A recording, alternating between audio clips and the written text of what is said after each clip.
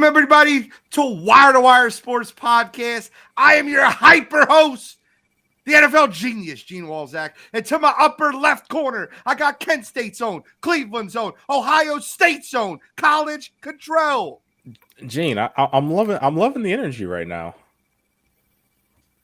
To my upper right, I got Uncle Shally, Michigan's finest, the guy who's the number 2 seed in the college football playoffs, walking on water because his team gets to play the TCU. Number 2 Frogs. seed. Earned it. Can't help it. I mean, listen, we'll talk You're in the about 2 that. seed. We're going to get right into that. NCAA football will be the first thing we talk about. The college football playoff. We got Bowl Mania. Talk about what bowl we were looking for the most. We'll get into the Bowl Mania more next week. We only got Army Navy this week. We got the NFL. We got Mount Rushmore's. LA 1 versus LA 2. I still haven't decided. The World Cup, the Elite 8. I told you guys the United States wasn't making it past the first round. They stink. And I'm tired of talking about ping pong on grass. We got UFC, dud pay-per-view. They always throw the duds at the end of the year. It's a trash card. But we'll talk about it because it's UFC 282. The match is going on. Who really gives a shit? It's golf. But I will say this. We can eliminate UFC in the match and just talk about the Phillies signing Trey Turner. We talk about free agency, MLB free agency. Also, you got to be kidding me. It's going on this week too. So I'm fired up, guys. I'm fired up. The alpha brain is kicking. Are y'all ready to go? How you feeling today, Control? I'm feeling good. You know, it was a good weekend all around for Ohio sports. You know, Ohio State makes the playoffs. Browns win on Sunday. Deshaun Watson is back. Last night you had the Cavs beat the Lakers. The Guardians signed Josh Bell. It's just been a great week for all things Ohio sports. So let me ask you a question real quick. Do you feel like you said Deshaun Watson is back? And we'll get into this when we get in the NFL. But do you feel like that was a successful debut? He's 1-0, so if that brings wins, then I'll take it. I'll say that. What's popping, Lennon? Lennon Crisp. The guy is for Sports Empire Network. Just to be clear, Lennon Crisp is literally the author of all authors, the article writer of all article writers. He's the one that controls all the articles on Sports Empire Network. I appreciate you checking in, Lennon. How you feeling tonight? What's up, Shally? Uncle Shally, U of M. How do you feel? I mean, feel good. I mean, it's good to see them kind of get back to where they should be. Not saying they're going to be a top 2 or 3 team every single year, but kind of not being in the top 10 for all those years and just really struggling with getting the direction, the culture of the program back to where it should be. So having all that back is nice. And I mean, listen, I think they're a really good football team. I mean, I don't know if they can beat Georgia, but they're damn good. I mean, they're better than last year. Pat myself on the back a little bit because I thought they could get here this year. Everybody kept telling me I was crazy with all they lost last year. They weren't going to be as good, but I mean, here we sit. So we'll see. We're in the tournament. That's all you can ask for. Got to see what happens, over the next month. We're going to talk about that for a minute. You hear that he tried to slide in there? What? The pat on the back? He said, I don't know if they could beat Georgia. Well, listen, guys, Georgia's the best team in the country. But with that being said, did Georgia get screwed? And we're going to start there. What's up, Collards? Did Georgia get screwed? So before I say Georgia got screwed, because they did, before I say that, I'm going to make Shally's argument for him. I'm going to help him. I'm going to make his argument for him, and then I'll tell you how Georgia got screwed. All right, so the College Football Playoff Committee was stuck in a very, very, very tough spot because Michigan beat Ohio State, right? But what benefit did Michigan have to beating Ohio State if they didn't get the better playoff matchup in the first round of playoffs? Were they getting the choice of place? No.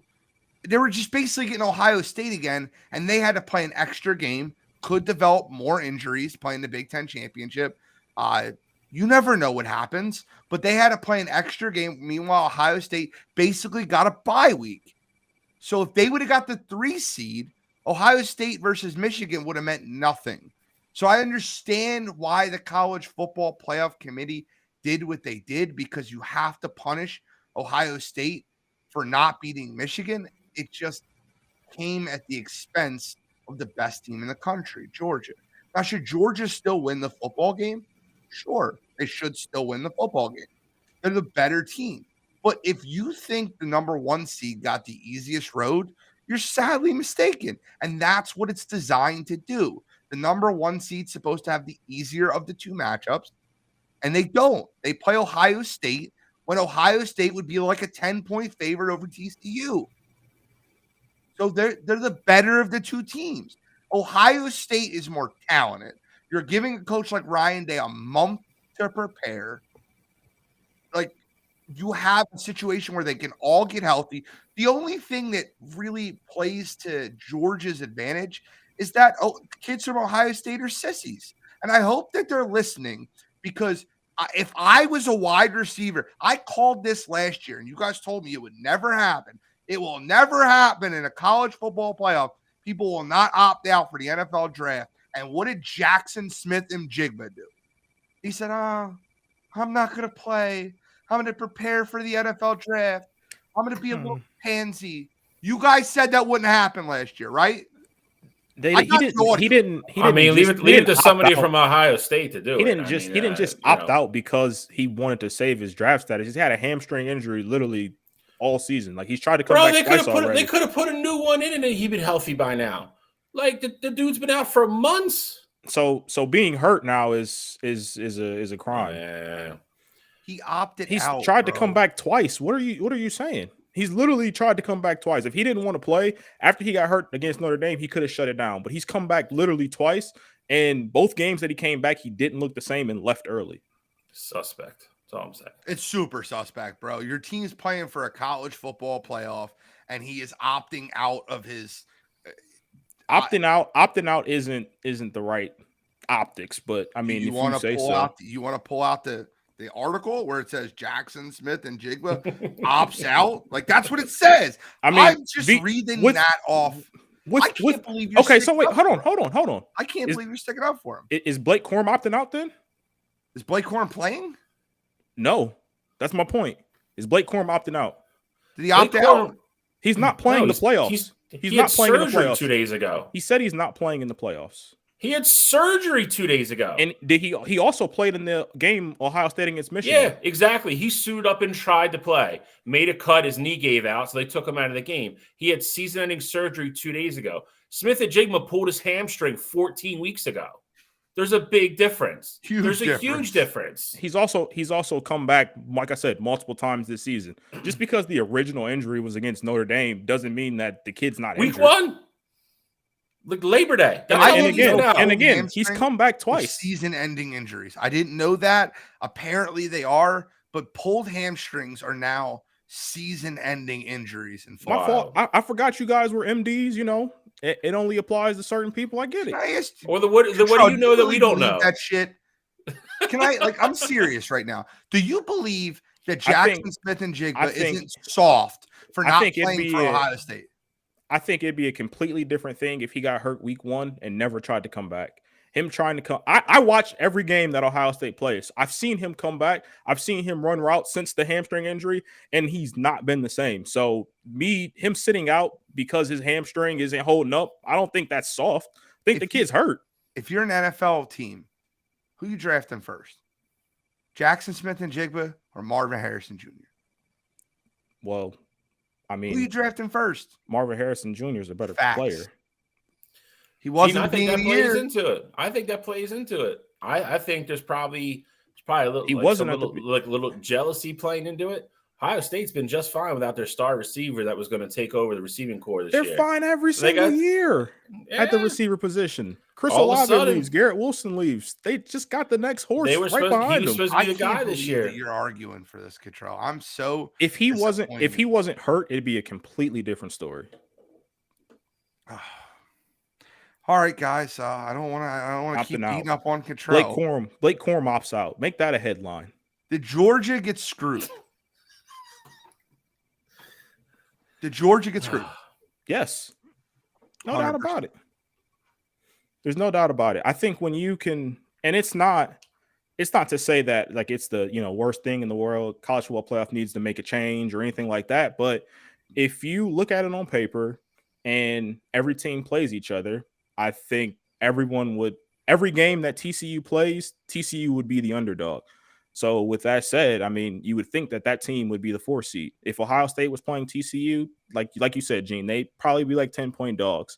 If Georgia was playing TCU instead of Ohio State, instead of it being 7.5 like it is with Ohio State right now, that spread be like 14 points. Like it's completely different. And they definitely got screwed, but I mean, that's just the nature of it. There's nothing that Georgia could have done. And I don't think there's anything that the college football playoff committee can do to necessarily like fix that. But they definitely got screwed. But it's kind of the way the cookie crumbles. They pinned themselves in a corner with this twofold. 100%, I agree. Gene already touched on the first one, and then you go back to what they did last year.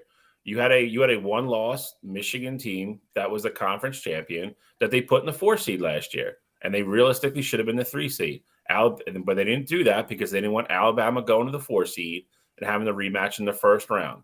So they pretty much went off last year's precedent.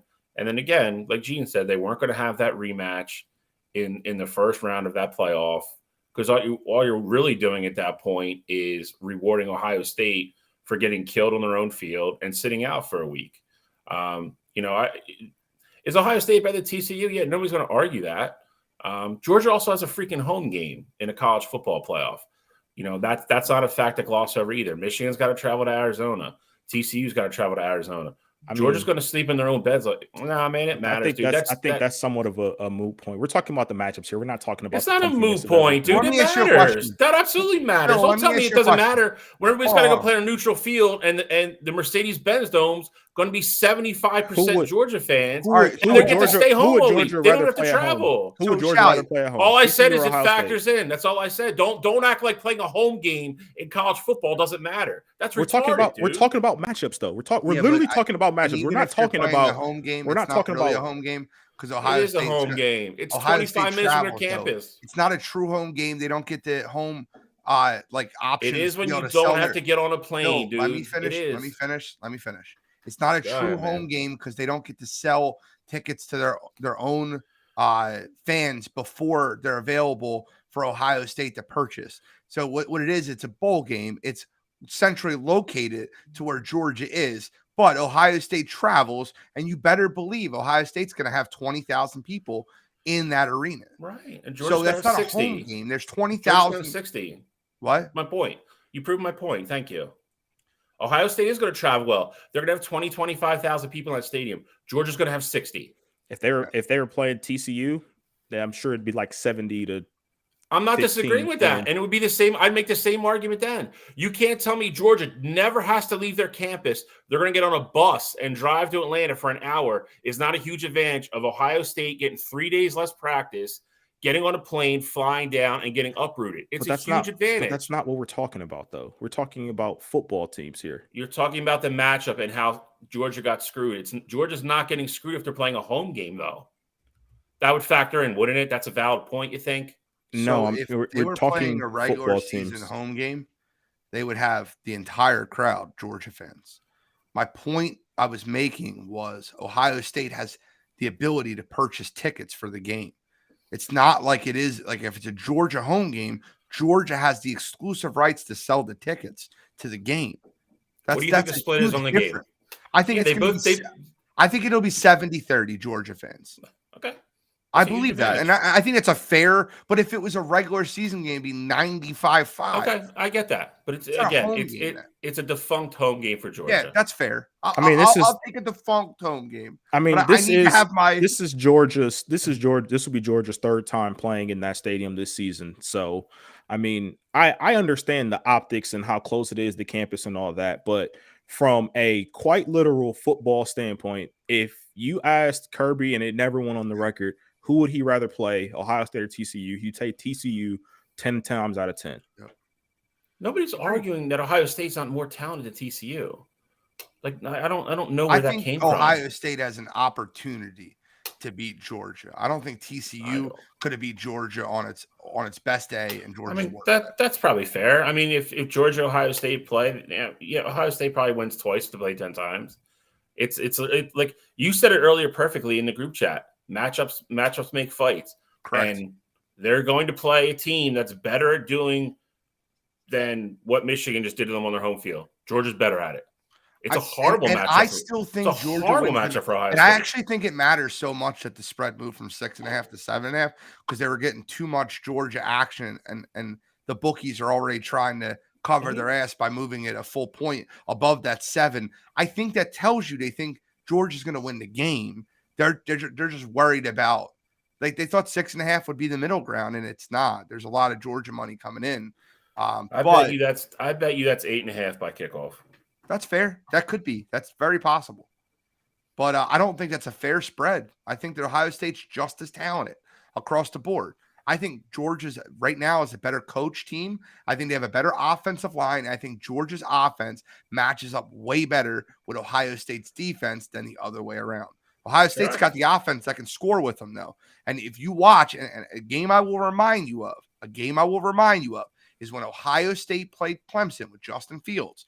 It was a very, very similar matchup in the sense that Clemson's – it wasn't a similar matchup? If Ohio State had Justin Fields under center for December 31st, I would get it. They don't.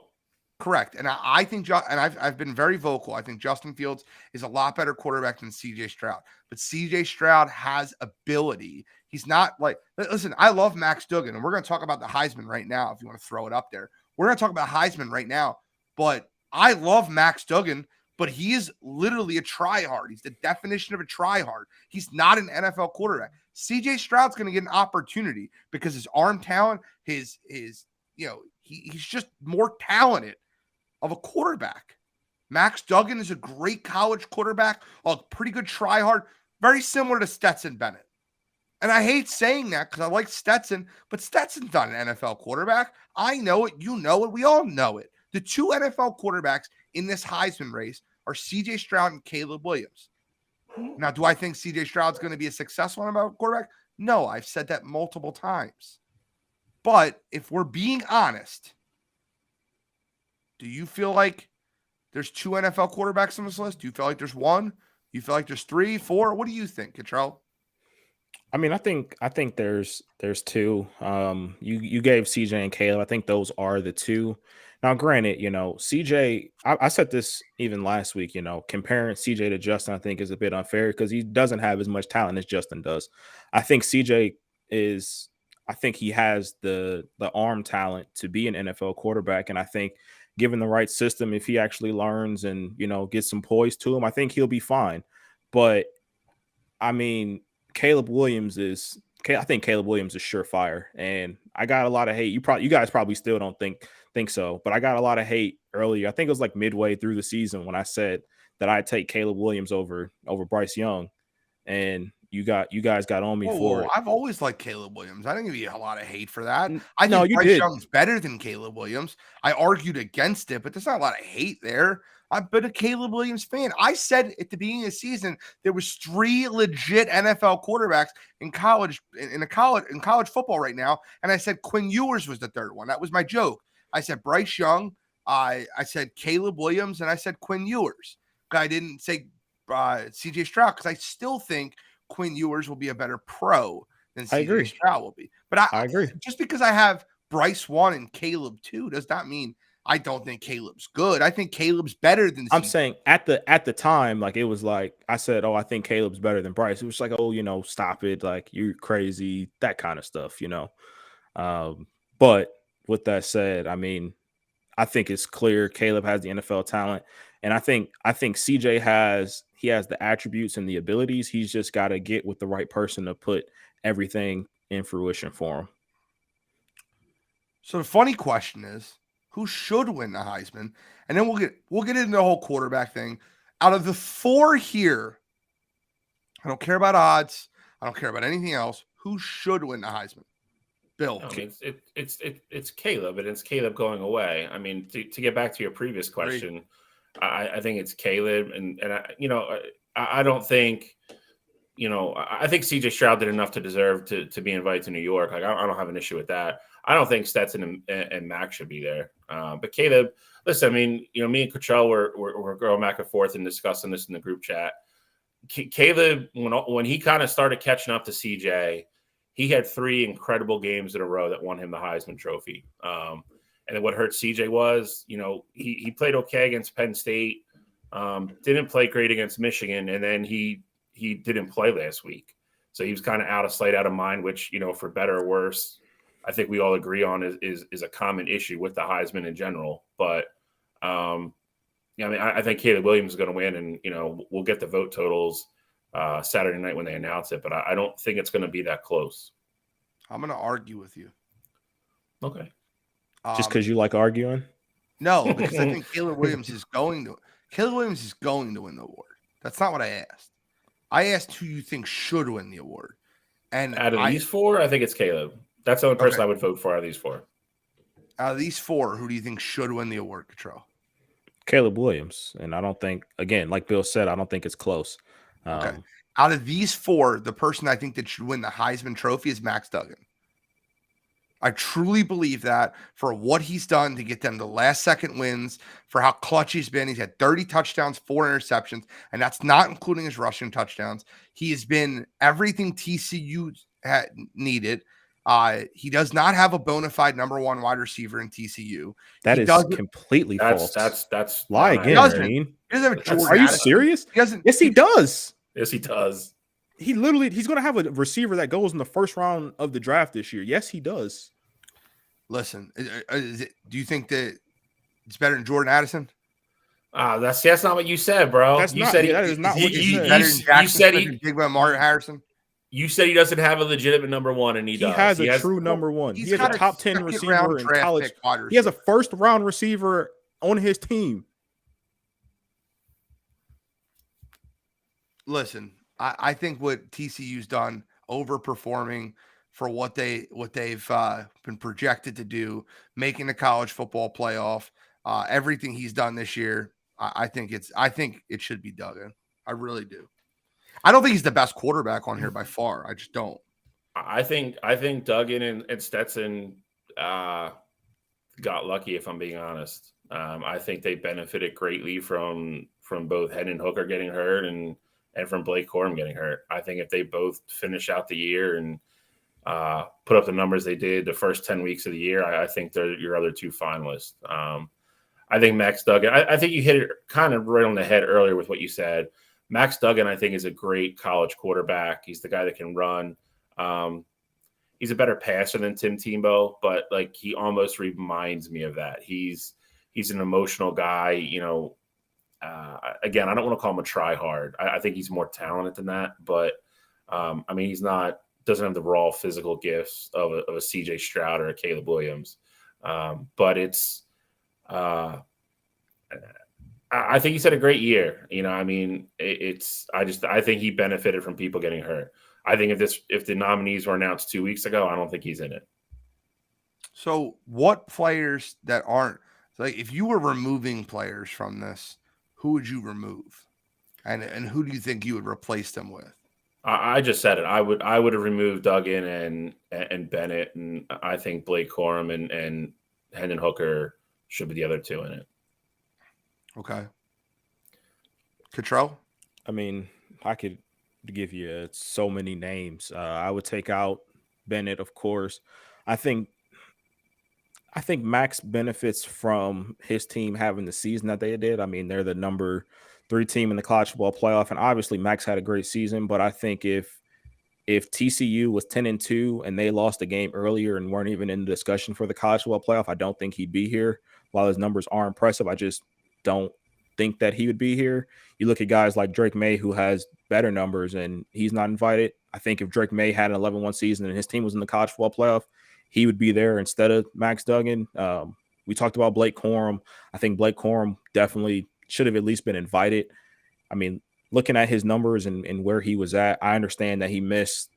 He technically only missed one game when that's being the Big Ten championship, but him not playing really at all against Ohio State, and he had 100+ yards on Illinois in their second to last game. So I thought Corum got snubbed given everything that we see here. Stetson Bennett shouldn't be here. Okay, I don't think Stetson Bennett statistically is there. I just think that the Heisman Trophy has turned into the NFL MVP award and not what the Heisman Trophy was for years. Like, why isn't Jalen Carter there? Jalen Carter has been unbelievable. Well, I will say the one thing that's tough with Jalen Carter is him being an interior guy. Like, he doesn't have a lot of stats. What we see on tape is a lot different than what we see in the stat sheet. Correct.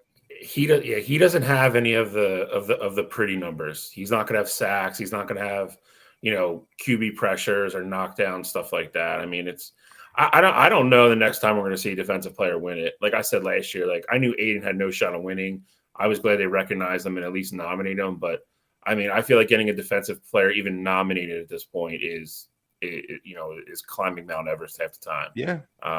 It's nuts. And I just think I'm annoyed with it because I agree with you 100%. I agree with you because it's not even like you said, they've turned it into the NFL, MVP award. And that's really not the spirit of the award. That's not what it is. And that's what they've turned it into. Yep. Agreed. And that's the part of it that really annoys me. They've turned this into like some like fancy, Hollywood type award. And that's not what it is. It's excellence in college football. And the one great thing about college football is, more so than the NFL, that can come in so many different forms. And I think they're really getting away from that, and they're really screwing this up. That's the disappointing part for me. Completely agree with you guys. All right, so we'll obviously have a lot more time to break down bowl games. We'll have a lot more time to break down Georgia versus Ohio State, Michigan versus TCU, and we got an absolutely loaded show. We all think Caleb Williams is going to win the award. I think the odds tell you that's going to happen. Statistically, he's better in every single category than the other three quarterbacks on this list. It's not that close statistically. I just, I think there's like a try hard thing in me, like a Tim Tebow-esque type thing in me with Max Duggan for what he's done on the college level. I mean, but Gene, though, to that point, though, do you agree that if TCU was 9-3 or 10-2, you'd have a different outlook on Max, right? 100%. Well, no, I could listen. All these guys coming down the stretch. I mean, Max obviously, Stetson's the number one team in the country, and like I said, Caleb Williams had 3 straight weeks where he was on national TV. They won 2 of them, but he balled out. When me and you were talking about May, honestly, I think that's what killed him. I mean, he didn't play well. And his team lost 3 games in a row coming down the stretch. I mean, that, for better or worse, for wrong or right, I don't know how much, if you're honoring, the best player, in the country, I don't know. I think we've seen it numerous times before where there's great players on really bad teams. I don't know how much the win-loss of their team should factor into it, but we all know it does. Oh, yeah, absolutely. But I think to your counterpoint, Bill, I would say if Drake May had those exact same stats that he's had in the last 3 games, but North Carolina was 11-1, I think he'd still be in New York for the Heisman. He definitely would have a better shot. I mean, he was one of the guys. He kind of went on that same wave that Caleb Williams did, where they were down around odds wise, they were down around 8th and 9th, and then the middle of the season they both started balling out and they started climbing because everybody forgets. I mean, from week 3 to week 8, CJ Stroud was pretty much the runaway winner of this award. And then, when he was playing Rutgers, Maryland. Right, I mean, okay, well, everybody's played crappy teams this year. Ohio State does that all the time, and he didn't play well against Penn State. You can lie all you want. 17-16 in the friggin' fourth quarter. And they scored 45 points. Yeah, and 2 were defensive touchdowns. Were they not? They were. Okay. Still 45 is 45.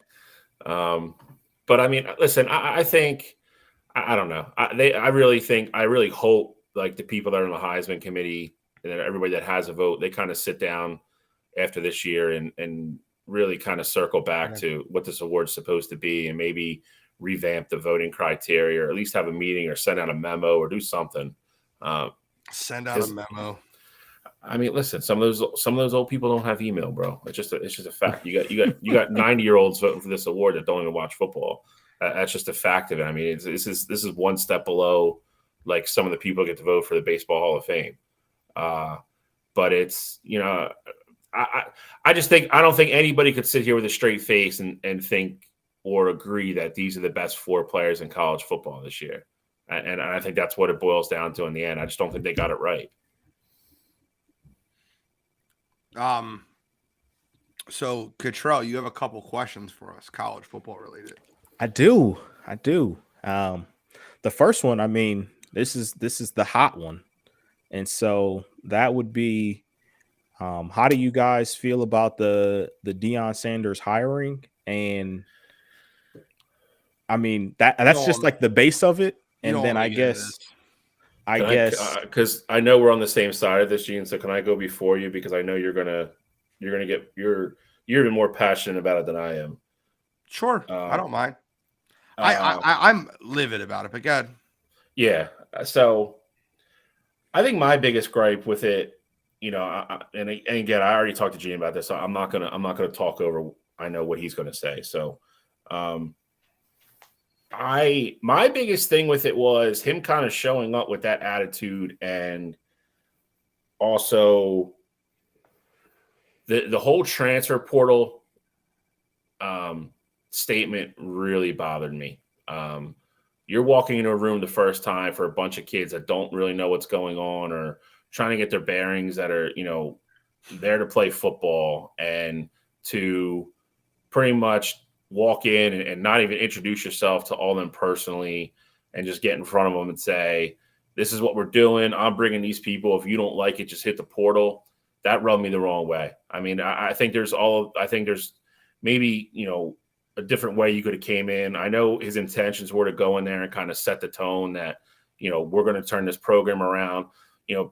Early 90s, mid 90s, Colorado was a powerhouse. I think a lot of people forget that. And they were for a long time. They were a very good football program. For him to come in there with that attitude and go to the press conference and say, my son's coming, that's our quarterback. Yep. I thought it was very unprofessional. Yep. I thought it was distasteful. And honestly, if I was there, I mean, listen, I don't think he understands also that if a lot of those kids in that program really kind of took that the wrong way, and 30 of them go hit the portal, he's in a lot of trouble next year. But again, I'm not going to go into a lot of the rest of it, because I know what Gene's going to say, and I don't want to steal his thunder. Well, but you nailed one of the things. That was the way he talked to the kids, the opening thing. That was my not biggest even goal. that. I don't even have a problem. Like, I think it was wrong what he said, but the fact that no quarterback competition. My son's going to be our starting quarterback. Like, no competition. He's not going to earn it. He's not trained. Like, my son's going to be our starter. This is going to be our starting quarter. Are you for real right now, bro? There's incumbent people there.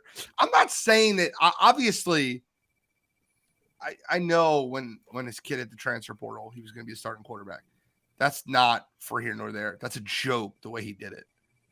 Go ahead. I don't want to finish. I don't want to let you finish. No. I mean, and the biggest bullet point, again, the thing that rubbed me the wrong way, out of a lot of things that rubbed me the wrong way about it, was just with his introductory, conversation with the team.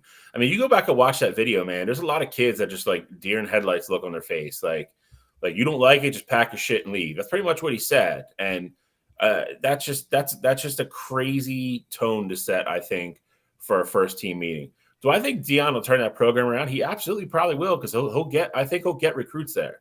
And again, I remember, again, early, mid, even late 90s, when Cordell Stewart was there, everybody's seen that highlight a million times when they threw the Hail Mary to beat Michigan in Michigan. But, Colorado was in a couple national championship games. That was a very, very good football program, and they haven't been that good since. So again, do I think he'll turn it around? Probably. I don't think it's going to be as quick as a Lincoln Riley type situation.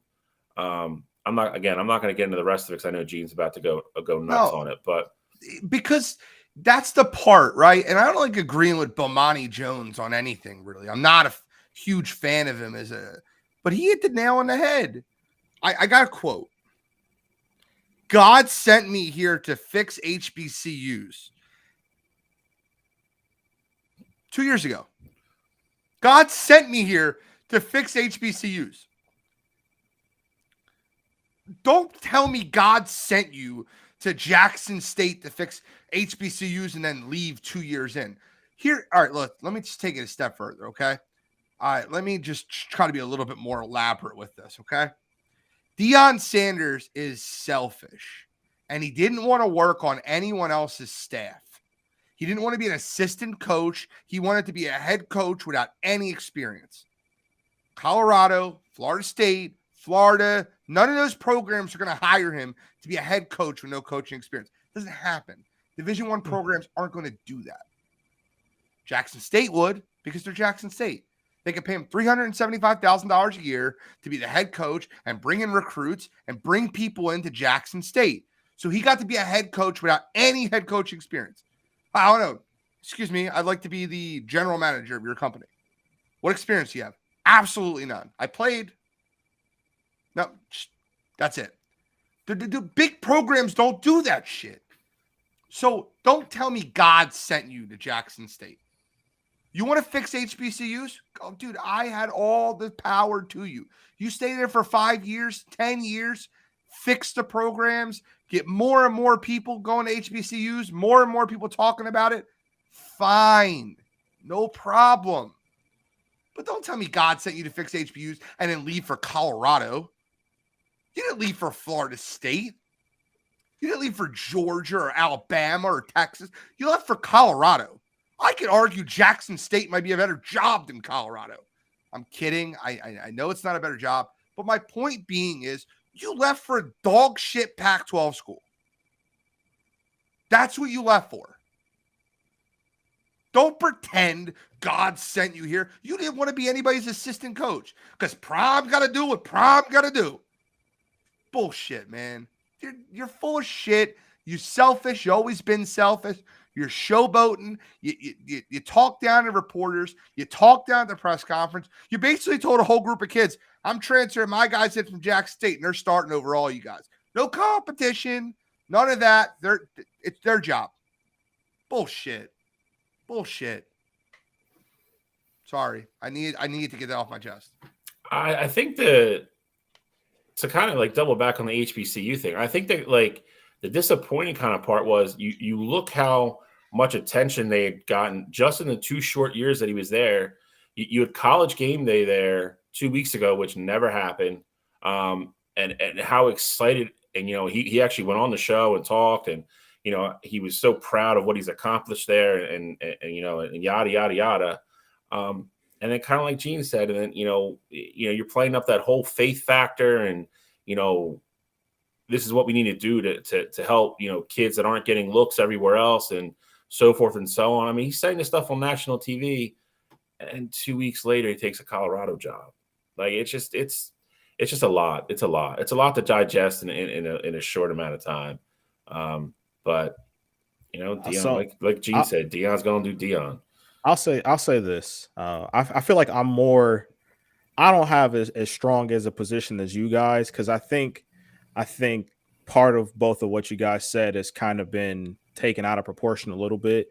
The whole introductory press conference with this team, meeting with this team, I think you guys talk about it all the time, and both of you feel the same way kind of about the portal, where you think it's soft for kids to hit the portal and not have to sit a year. You guys hate that's how the rule is now. So if kids not for coaches, I've never said that. If kids openly want to hit the portal, that's fine. But when a coach comes in and say, hey, like if you don't want to get with the program, you might as well just hit the portal now. Like I don't think that's wrong for Prime to say, especially with the team that won one game this past season. You have to change the culture, and I think coming in starting strong, like I think in a way that's kind of what you have to do. You have to set the tone early. You can't let those guys that have this terrible culture already built into essentially what they are right now. You can't let them think, first impression that things are just going to be as easy as they were when they first got here last year, 2 years, 3 years ago, because that's not going to be the case. I don't think it's wrong. I don't think it's wrong for Prime. Division I kids were recruited to Colorado. Colorado recruited these Division I kids, right? Correct. Okay, they recruited them with promises a year ago, 2 years ago. Am I correct? And Colorado is obligated to honor those. If they want to stay and get their scholarship and they're buried in the depth chart, they are more than welcome to do that. But Coach Prime is going there to win football games. So I agree with like half what you said. My issue is, here's the thing. You know, you you're going going to know the kids before you say shit. That's kind of my thing. Or even he wasn't attacking a single person though. Like, of course, if like, bro, you said like about like coming in and like getting with the program and competing. That was not the message he portrayed or got across to. He literally said, I'm bringing all my luggage. If you don't like it, hit the portal, which is exactly what Gene said. I'm bringing my kids. They're going to start. If you're not okay right now with being a backup or whatever, then hit the portal and transfer. But that's not shit. That's not what he said though. That's not exactly what he said. He did say he was bringing his kids with him, but he's saying that to say, look, just because you had a starting position last year, you're not going to keep that spot. Like, I got guys coming that are going to be here ready to compete. And even when he brought up his son, he said, like, you know, you're looking at your quarterback next year. He's like, now he hasn't won the job yet. He's going to still have to earn it, but that's going to be your quarterback. He said those publicly because he has to. Like, I mean, it's really honest to God. It was no different than like what happened with us this year. Like we did the whole like Cade started week 1. Everybody and their mother knew as long as JJ didn't go out there and throw the ball out of the stadium 9 times that he was going to be the starter. He did it. He did it for show to say that he gave Cade a chance and so forth and so on. His son is 100% under center. Week 1, snap 1 next year. And I agree. But I also think that, you know, I've seen his son play. Colorado had 1 win last year. I don't think that it's crazy that his son's going to come in and play right away. I don't disagree with that part. And I'm sure. Christopher Morrow brought up a good point too. You walk into that room, you know all the cameras that are there, like it's a big thing. I think you could convey a certain message there and not show those kids up that are in that room that really don't know what's going on yet. And then once that's gone, then once they're all out of there, and then you have an actual like closed door team meeting, then you can lay it down and be like, listen, the culture here is shit. Like, we need to change it. This is what I'm going to do. We're doing it from day one. Like, if you don't like it, do that, Bill. He's got to have the cameras on him. He's a selfish bastard. No, my point is, had the cameras when he was at Jackson State. He gave those guys the same message at Jackson State that he did at Colorado, but because he's going to the Power 5 job now, everyone has such issue with it. I have no issue with the message, Gene. The only issue that I do have with what he did is what you originally said about him. You know, God sent me to the HBCUs and change and all that. I was fully expecting Prime to be at Jackson State or at least just some HBCU in some capacity for 5 to 10 years. And I think he did a lot for HBCUs in that small amount of time. Like, I don't think I can take that away from him. But with that said, I think there was still room for him to do more. And the way that he was talking about it, you know, even before this season, like he said, you know, of course, you know, Power 5 jobs are going to be available, things like that. But, you know, I got a job and a mission to do here. I don't think that he fulfilled that, although he took the right steps to do so. Jackson State got better facilities. They got an Under Armour partnership with their jerseys. Like, he definitely put Jackson State on the map. Game Day went there for the first time ever. So he put them on the map. But the way that he was talking, I was expecting him to be there for at least 3 more seasons. You know, they won the SWAC 3-4 years in a row. And he's like, all right, I did what I had to do. And, you know, it's time for me to move on. Like, that's my only issue with this whole situation so far. But Cottrell, you have to admit that he didn't go to Jackson State because God sent him there. No, I said that. I know, but he didn't go to Jackson State because he really wanted to help HBCUs. He went to Jackson State because that's the only place that would have hired him to be a head coach without any head coaching experience. That's the part where I slightly disagree. I do think that he wanted to help out HBCUs because he could have went to the Jackson State and done literally the bare minimum, recruited kids, won games, and then just left. But money isn't a factor for Prime. Obviously, everybody wants to make money no matter how much money you have. But I don't think money is the driving force for Prime. That's why he was willing to give up part of his pay to help with the facilities and do nice things for the team, get them stuff like that. So I do think that there was part of it that he did actually want to help out Jackson State and put them on the map. But of course, it's Deion. So, you know, he's going to have ulterior motives as well. What's your second question? Second one will be: were there any outside of Dion, of course? Were there any hirings, firings that shocked you? Obviously, Matt Rule went to Nebraska. You had Luke Fickell go to Wisconsin. Anything surprise you, or you were expecting something different? Yeah, I think Matt Rule to Nebraska is actually a good hire. No, but the Luke Fickell one you just said, I did not expect him to go to Wisconsin. I don't think Cincinnati, Wisconsin is a huge It's not a big enough jump. Yeah. No, not at all. He's too good. Especially now. I think, well, I mean, it's tough. I mean, you're still going. I mean, Cincinnati's going to what? The Pac-12, I think. I thought they were going to the Big 12. Or Big 12. Big 12. Sorry, Big 12. You're right. I mean, the Big 10 is still better than the Big 12. The Big 10 is just going to get very crowded. I mean, they're going to get rid of divisions as well. Wisconsin's going to kind of probably be a perennial middle of the pack. Just thought Luke Fickell was big enough to go to a school like Florida. See, State. Like, you know what I mean? Something like that. I guess the problem is that I mean, outside of Auburn, there wasn't a job opening like that this year. I'm not going to get into this too much. Could have been if Luke Fickell was available. I'm using seriously. No, you got to be kidding me. But I think to me, Todd. I think Fickell likes that area, and he's got a very strong base there. I think that helps him stay at Wisconsin a little bit. I mean, listen. I mean, it's still a better job, however you want to cut it. It just is. But agreed. Makes more money.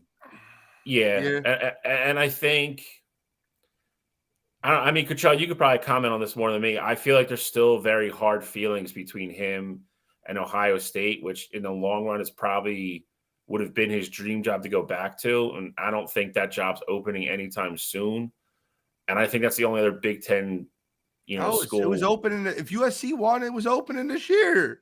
Listen to Ohio State fans. Sorry. I mean, it was. I mean, listen, it was. I mean, obviously, Kuchel didn't say this, but I mean, there was. I read some crazy things on Twitter for a couple of days. But I mean, unless Ryan Day ends up going to the pros, I mean, I don't think he's leaving Ohio State anytime soon. I think that's the only other school Fickell would really want, and I think there's a really weird tension between them, how it all went down when he was given the interim job before. So I was, from everything that I know, Fickell went in, knowing that was going to be a one and done kind of thing, given everything that happened with it. He went 6-6 and that was it. I don't think there's necessarily ill will, but because I'm pretty sure, I'm like 90% sure Luke Fickell's a Ohio State grad. And so I don't think there's necessarily like ill will there, but there was so much talk before Michigan State hired Mel Tucker that Luke Fickell really wanted that job. So it was like Michigan State was the one that he really wanted. So I don't know if now he's just trying to get into the Big Ten to show everybody like, hey, I belong or what. But I mean, Michigan State should have hired Luke Fickell. Yeah, I think that's evident right now. 5-7. All right, I got one more. I got one more. Last one. Obviously, portal right now, it's going crazy, out of control. Texas A&M has like 16 kids in the portal, including 3 5-stars just from last year. Everybody's calling it the take the money and run kind of thing with the big kids. What will be your approach to changing the portal, if anything? You gotta so I mean, 1 year sit. The NIL like and that's it. Like you wouldn't. None of these kids would transfer this easily if they had to lose a year of eligibility and they had to sit. Look, I can understand. There's got to be exceptions, right? Like if you fire, they had exceptions before, yeah. If your coach leaves, I think you should be able to get up and transfer to wherever you want to go one time for free. And obviously, the graduate transfer, I was always in support of that. If you're a 5th-year kid and they got somebody coming in, but you're going to stay in school and you want to go play football for another year, I think those kids should be able to transfer. So I agree with Gino. Football turned into NFL free agency. It is. And the NIL is making this even more complicated because, like you said, Cottrell, you have kids showing up on these campuses, they're getting this money up front, and then they're not playing and they want to go do something else. They're like, all right, well, I got the money in the bank. Like, I'll just hit the portal and roll out. So that's going to change soon because I think the people behind the NIL are going to start structuring things differently. Like, hey, like, yeah, we'll give you this, but you're getting paid, 25% of it every year. If you roll out, we're going to sever our relationship with you because now they're losing money. I mean, so it's, I think you got to go back to the sit. I mean, the COVID situation was obviously different. There was programs that weren't even playing, you're right. And COVID was a mess. COVID's over for people are still getting COVID. I'm not saying it's over. It doesn't exist anymore. All you needed was the NFL playoffs and COVID was over. Yeah. But I mean, in terms of college football and kids getting in and that's the truth. Ripping the through. NFL found the cure to COVID. As soon as the playoffs hit, nobody was sick no more. Well, they just blatantly were like, we're just not going to test anymore. 100%. That's my point. I'm not saying COVID like the sick. Yeah, I get it. Yeah, same kind of thing. I mean, you're not having outbreaks on teams anymore where it's one kid gets it and then a week later 45. But 45 kids aren't getting it one time. That's one point, which is what you saw during it. Like you saw teams starting to forfeit because they had the team that COVID. Michigan. They were one of them, 100%. But it's I don't think it continue the way it is now. I mean, it's lunacy right now. It's just absolutely lunacy. I agree. It really is. My easy solution: give the kids 1 year. If they want to transfer, fine. If they want to transfer again after that, they got to sit the year. I'm all for that. I mean, I think if you're in a situation that just doesn't benefit you at all, I think you should have the opportunity to fix it. Grad transfers obviously get their year. They don't have to sit the year. But I mean, my only issue, I guess, with the portal right now is the people who are taking the money and running and the people who are transferring every single year, like JT Daniels and Little McCaffrey. Yeah, how he left Michigan and went all over the place. And then the kid that was at USC last year went to Pittsburgh this year. He's transferring out again now. Keaton Slovis is in the portal again because the kid from Boston College is going back to Pitt. Had 3 college football teams already. It's crazy. Yep. JT Daniels is going to be on 5. Like 4, but yeah. 4. But yeah, but that's wild, man. Like that's literally picking up every year and playing somewhere else. And obviously that's my issue with the portal. They're the extreme cases. So I mean, obviously there's only a couple of them. So I'm not judging everything based upon that. But here's the other factor, and I saw this brought up on Fox yesterday, which I really looked at it from this point of view. Maybe you don't make them sit a year, but you know what? These kids are still going to these schools for a year, getting a free education. Maybe they got to pay the schools back. You start doing that, maybe they're less likely to go jump around. Or if you got to start taking $30,000 out of your NIL money, you got to pay back to school for the year's worth of classes you took that you're abandoning. Maybe that slows kids down. Maybe the 1 year sit's not the answer. But, I mean, I never really looked at it from that point of view either. It's I don't know if that's the answer, but it's an interesting point. All right, let's get into NCAA pick'em this week. I got Army over Navy. I'm kidding, guys. Let's get into the NFL. Are we picking a game now? No. We got I'm on top of the college football season. Had to have our final record out here. How am I not picking Army Navy? All right, we can pick it. I got Army. I'm going Navy. Okay. I got Army. The under. Give me the under. Yep. Give me the under. It's always the under. It's the safest bet in college football. Control, your Super Dog record is absolutely absurd. You won the college football season so far. Bowl Mania is a different season, so I think that we should start with you with a 5-point lead. Me and Bill were very close to each other. I had him on regular record. He had me on the Super Dog record. I think we should just be like, you're up, maybe like 3-0 going into the bowl season and kind of headed to that. And we're 3 games behind. We got to catch up. But like the crown, 3 games is a huge lead in a bowl series when there's probably only how many bowls are there? There's like 30 this year. They canceled a couple because they didn't have enough eligible teams this year. They'll still cancel more. They probably will. Yeah, you have people opt out and stuff like that where it gets canceled. Now, are we doing what we did last year with that, though, and we're just picking winners, or are we picking every game by spread? Because last year we just picked winners. I think. Well, we'll have the app rolling, so it'll be easy to keep track of. Well, the app is just winners. That's why I'm asking. Yeah, the winners. And open it up to all the listeners. And then the bowls don't start we can prepare that this week. Or we can set up the bowl mania and we'll have like a Set it up. contest. Gotta find something to give away. Yeah, the first Bowls bowl don't game's next December Friday. 16th. Yep. And if you're a company that wants to advertise, we'll let you advertise for free if you can give away a decent award. So it's not like, maybe like whatever it is. But if you're listening out there and you want to get your name out of there, it'll be presented by you if you give away a solid enough award. We'll take the best award. Yes, PD, it's bowl picks. Let's get an NFL, boys. Yes, sir. NFL. I gotta be. Yeah. Oh, you always will dominate, bro. There's never been something you've ever been in that you haven't said you've dominated, and you've never won anything we've ever done. I love you, PD. It's not accurate. Okay, so going into the NFL, the first thing I got to bring up, and I don't mean to be like a smart ass when I say this. I don't think enough people understand or know who Brock Purdy is. I do. I know Iowa State's Brock Purdy. You do. He stinks. He shouldn't be an NFL quarterback. He stinks. And people are like, oh, I think the 49. I can't believe Dan Orlovsky. I love Dan Orlovsky too. Went on ESPN, was like, I think San Fran will be fine with Brock Purdy. I like this kid. Get out of here, Dan. He was worse than you. And I don't think he wanted. What? He's Mr. Irrelevant. I don't think Dan Orlovsky's want to start in his NFL career, and I think Brock Purdy's worse than him.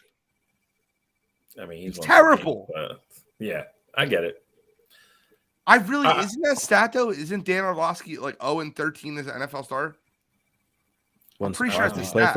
Play for the Lions, so I wouldn't be surprised. And a Colt, right? He's got the infamous play where he just ran out the back of the end zone. Wow, I'll have to look that up. Somebody look it up that's listening. Dan Orlovsky's career record as a starter and post it. I think it's like 0-13. I'm dead serious. But with that being said, San Francisco's cooked. They're cooked. They have the best defense in the NFL, and they're cooked.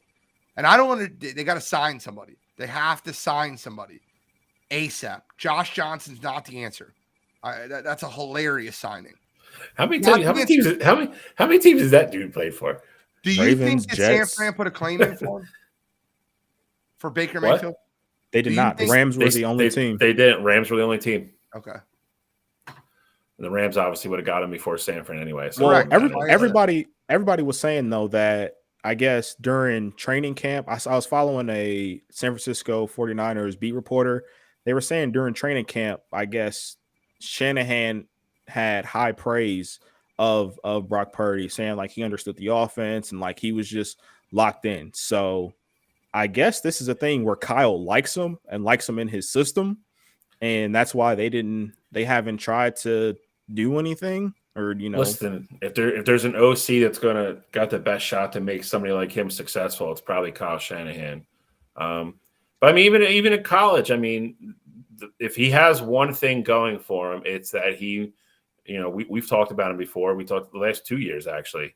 He went to Iowa State. He had Breece Hall behind him. He played in a very, very pro-style offense under Matt Campbell. I will give. So he's not a guy. Listen, I'm not saying he's going to succeed. I'm just saying he at least has that foundation underneath him. He didn't come from a spread offense where he's got to learn, all these new schemes and everything else. Like he has a general understanding of how to run that offense. Is he going to go out and throw for 250 and 2 touchdowns every game? I don't think so. What Kyle Shanahan's record as an NFL coach in games he coaches that are started by someone other than Jimmy Garoppolo? No clue. All right, I'll tell you right now. He has 86 games that he is coached in the NFL. He is 35-15 with Jimmy Garoppolo at the helm. So 50 of the 86 games he coached with Jimmy Garoppolo. In the other 36 games, 37, what do you think his record is? Probably bad. I mean, I don't even remember 11-26 there before Jimmy G. I mean, I know he's 8-29 in games that he's not had Jimmy Garoppolo under center. He was 8-28 going into this year, 0-1 with Trey Lance this year. I was just saying, what week did Trey get hurt in? So, I mean, who else has he had then? Week 2. So, who else has he had? I mean, he's had a bunch of Nick Mullins. Like, it was the year Jimmy Garoppolo tore his ACL. He went over there. He had Colin. Didn't he? No, he had Colin Kaepernick for you. That was Chip Kelly. But he's had a bunch of nobodies there. Didn't he have what's the kid that used to play for the Jacksonville Jaguars? Took him to the AFC Championship game in 1 year. Blake Bortles. He had him for 1 year. He had Nick Mullins. He had a bunch of stiffs when Garoppolo was hurt. I mean, that's what Purdy is, but I mean, I guess we'll see. I think if Purdy cannot turn the ball over and literally, I mean, Shanahan loves to run the ball. If they're successful in the run game with McCaffrey, he dumps the ball off a lot of times to McCaffrey, and just have McCaffrey go out there and make some magic. Their defense holds teams to 13 points. I mean, they can find ways to win. That was the one I was trying to think of, CJ Beathard. That was the one I was trying to think of. Brock Purdy had Breece Hall, right? Yeah. I'm aware. Yeah, he can dump the ball off all you want. Iowa still beat the shit out of him 13-3 with Breece Hall. And if Iowa's defense can smack him around, I guarantee you Tampa Bay's is going. I mean, but the rest of his roster wasn't. Iowa typically has a good defense. Yeah, exactly. They're not. Listen, I'm not selling it, but I'm not selling. Hall is also not CMC either. Yeah, so in college he was. I mean, CMC Debo is going to get wildcat snaps. Like Kyle Shanahan is he's going to find a way to create some offense, even if it's not. Got a chance to make it to an NFC Championship game with Brock Purdy. With Brock Purdy, no. But if they can weather the storm until Jimmy G gets back, very slight chance he comes back by the NFC Championship game. They said 7 to 8 weeks, which is the NFC Championship game. They'll say it all depends on honestly how well he rehabs. So, yeah, I mean, I'm not going to sit here and tell them that that they're still a Super Bowl champ. Right. I mean, if I will tell you this, if you're in fantasy, you have C-Mac. I mean, it's probably you're probably happy right now. That dude's going to go back to 40 touches a game real quick. I mean, listen. I mean, we'll say. I mean, again, man. I mean, I think to Gene's point, I think the numbers are overwhelming about what we're going to see. But that being said, they play somebody good this week, don't they? The Bucks. Yeah, they play Tampa Bay's defense. So there you go. You're gonna find out. You're gonna find out real quick what he looks like against a very good defense. So I mean, we will. But weird part about that is they're still favored in that game. Yeah, it's in San Francisco. Yeah, it's 3.5 though. That's 6.5, 7 if Jimmy's playing. Yeah, agreed. We gotta talk about this. I got my topics for the NFL. Got to talk about this, and we kind of touched on it at the beginning of the show. How do you feel like Deshaun Watson looked in his first start? I mean, throwing the football, he didn't look great. He showed he's still agile. He still can put some pressure on defense in the running game. But I mean, he looks like a quarterback that hadn't played in 700 days. I think that's just the easiest way to put it. That's exactly what I was going to say. He looks like a quarterback that hasn't played football in 2 years. There were some things that happened in that game that weren't his fault. There were things that happened in that game that were his fault. They have momentum in their drive. Anthony Schwartz picks up a big first down, and then he fumbles, and they lose all momentum. The defense was balling. Our special teams had a punt return touchdown. I think there was Deshaun Watson had an opportunity to get in the rhythm, and he didn't. But then he also had a lot of opportunities where the rhythm was avoided completely by other parts of the game that were going on. One touchdown versus the Texans? No, they did not. Okay. That's crazy. It is. Okay. They won 27-1. It's embarrassing. Are you guys home this week, Cottrell? Yes. We are away.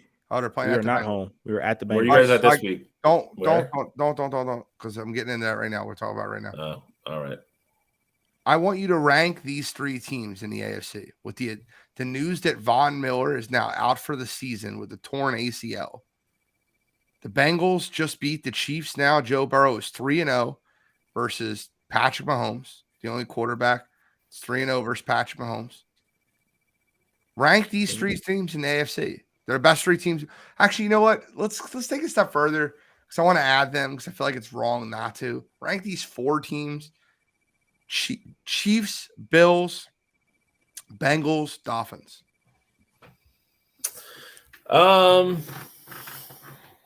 Because they're your four like Super Bowl contenders. Dolphins 4. That was quick. Agreed. Um, I'll give mine now. I'm ready. I got Dolphins. Go ahead. Dolphins 4, Bengals 3, Bills at 2, Chiefs at 1. Look, I know the Chiefs. Ignore the fact that Joe Burrow owns Patrick Mahomes. I know that they just lost to the Bengals, but Gene, I was telling you, but before the show and we talked, I think at this point it's almost like a psychological thing. Like they can't get over beating the Bengals. Like Joe Burrow just has their number. I think the Chiefs can beat the Bills. I think they can beat the Dolphins, and I think they're a better team than what the Bengals are. But the Bengals have their number. If the Chiefs have to face the Bengals on the way to the Super Bowl, I would take the Bengals over them.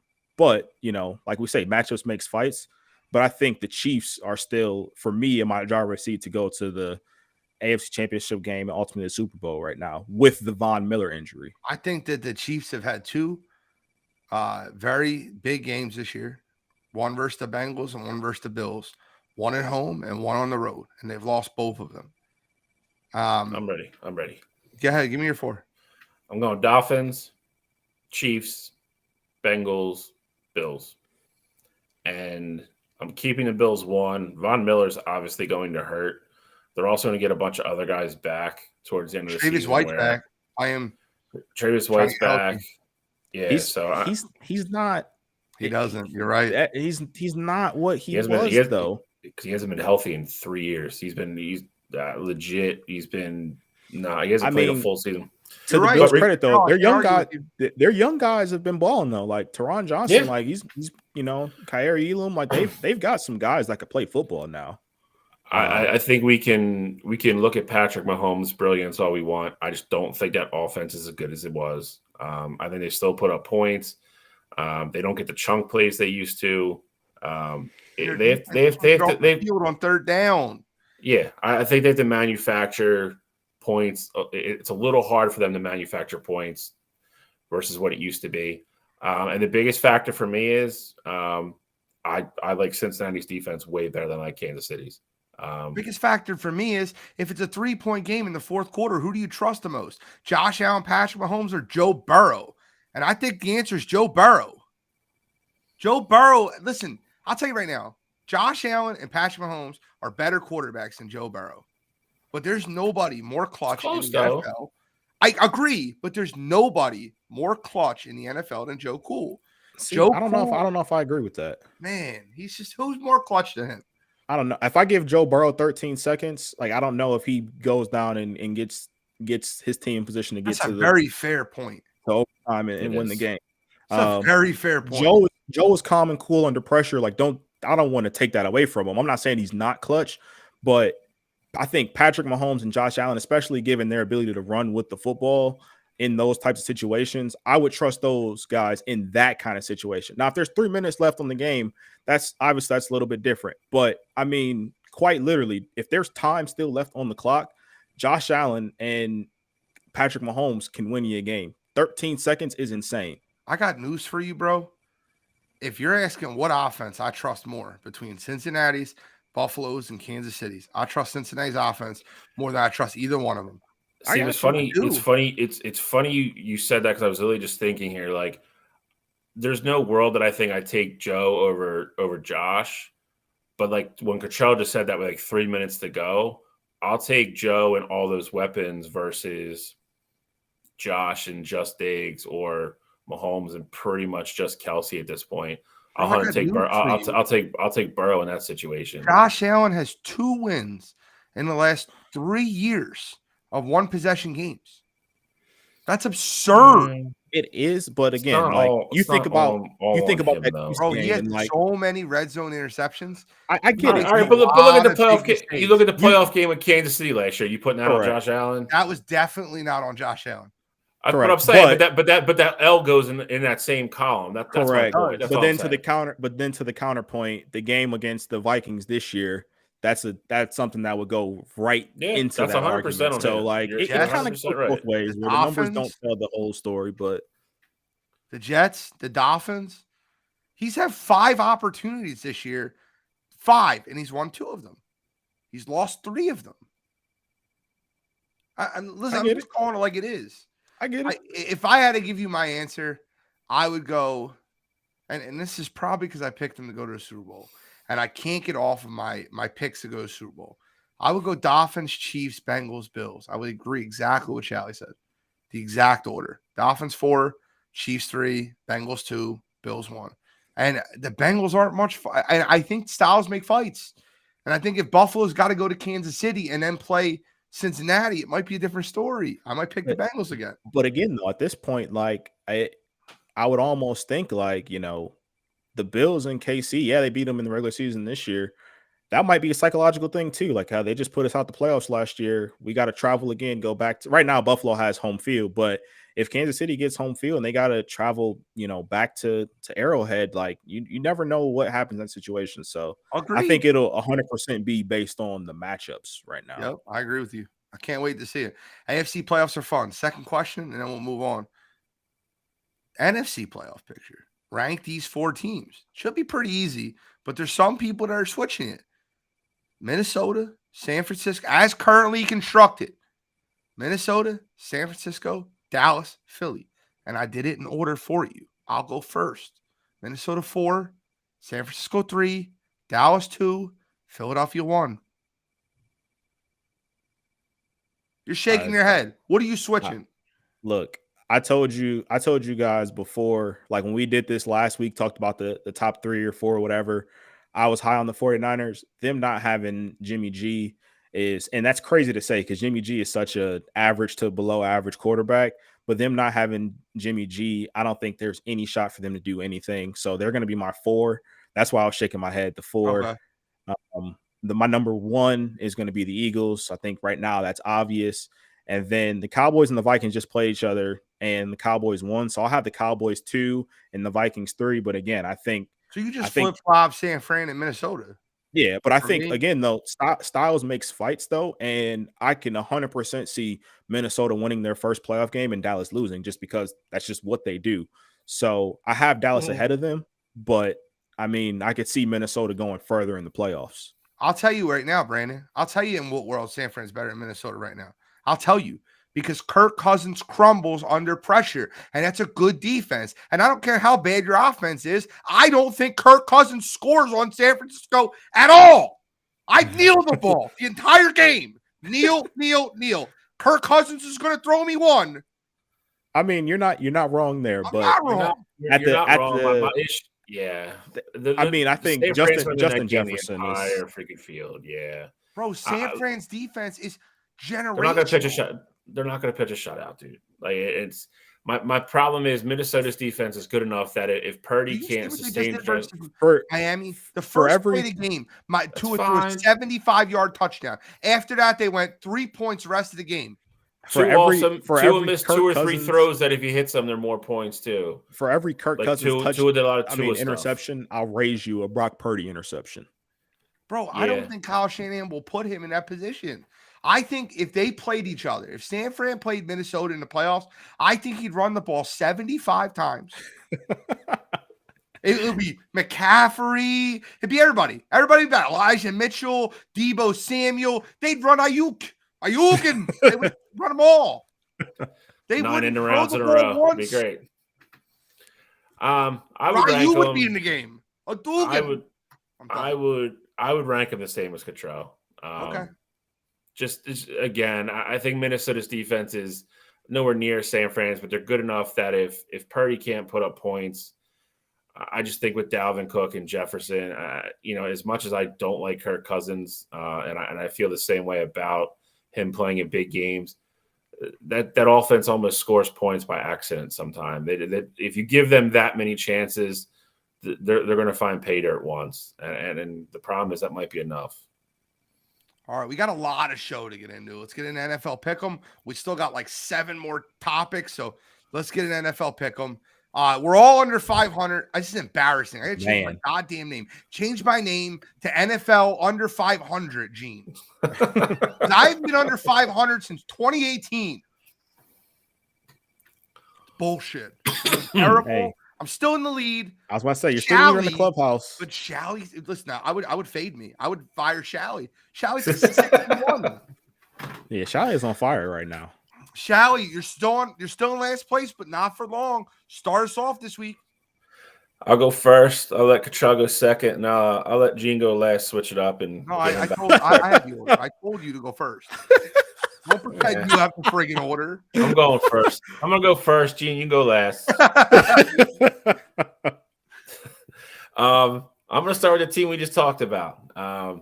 Minnesota plus 2.5 at Detroit. I know Detroit's coming off a big win over Jacksonville at home, which I correctly predicted last week. But I think Minnesota is going to have too much for that defense, and they're getting points on the road. I'll take them. It's probably silly, but I'll go with Minnesota plus 2.5. I think they're on the ground. Dalvin Cook out a lot. Justin Jefferson's going to do his thing, and I think Minnesota can. I know it's a divisional game, but I think Minnesota can score too easily on that Detroit defense. So I will go Minnesota plus 2.5. Second game I'm taking Pittsburgh minus 2.5 at home against Baltimore. Lamar Jackson is not going to play. Todd Hundley is going to come in, see what he looks like. I just think Pittsburgh's one of those teams that's playing a lot better the last couple of weeks. They keep opening the playbook a little bit more and more each week for Kenny Pickett. They're starting to get a rhythm. Mike Tomlin's kind of doing his thing, end of the season, making up games, winning games out of nowhere all of a sudden. I think they're at home. Defense is playing better with TJ back. I'll take Pittsburgh minus 2.5 against Baltimore. My last game, I was a little shocked by this line, to be honest. I'm taking Seattle minus 3.5 at home against Carolina. I think Carolina stinks. They play even worse away than they do at home. But it's kind of drastic, to be honest. Their away splits are terrible. They're going to go to Seattle. Seattle's right in the thick of the playoff race. I think Geno Smith has kind of been the under the radar kind of unsung hero of the NFL this year. So I think they get it done at home. Minus 3.5. I'll take Seattle. Good row. All right, I got some picks for you here. My first one. I usually don't do this. If my team is playing, I pick the over under. That's about it. Or I pick against them if I think they're really going to lose. Not this week though. Give me the Browns plus 6.5 at Cincinnati. Your boy Joe Burrow has not beaten the Cleveland Browns since he's been a starter with the Cincinnati Bengals. I think Joe has fits with Cleveland. They might win this game. It's going to be a close one though. Give me the 6.5. Deshaun, he's having his coming out party in Cincinnati, and we're having Christmas early. Next game, I got Tampa Bay plus 3.5 at the 49ers. Look, we just talked about how bad the 49ers are going to be offensively, how much we don't trust Brock Purdy anymore. And just in general, yeah, the defense is good. And I know Tom Brady and company laid a stinker Monday night against the Saints, but still found a way to win that game. I just don't think San Fran is going to be able to manufacture enough points to beat Tom Brady with Brock Purdy at quarterback. I think Tom Brady, he goes in there, and like you said, Gene, this is the going home party for Tom Brady. I think he goes to San Francisco and he puts on the show, and the Buccaneers win that game. Then my last game, the unsexiest pick of them all, New England at the Cardinals. Give me the under 44.5.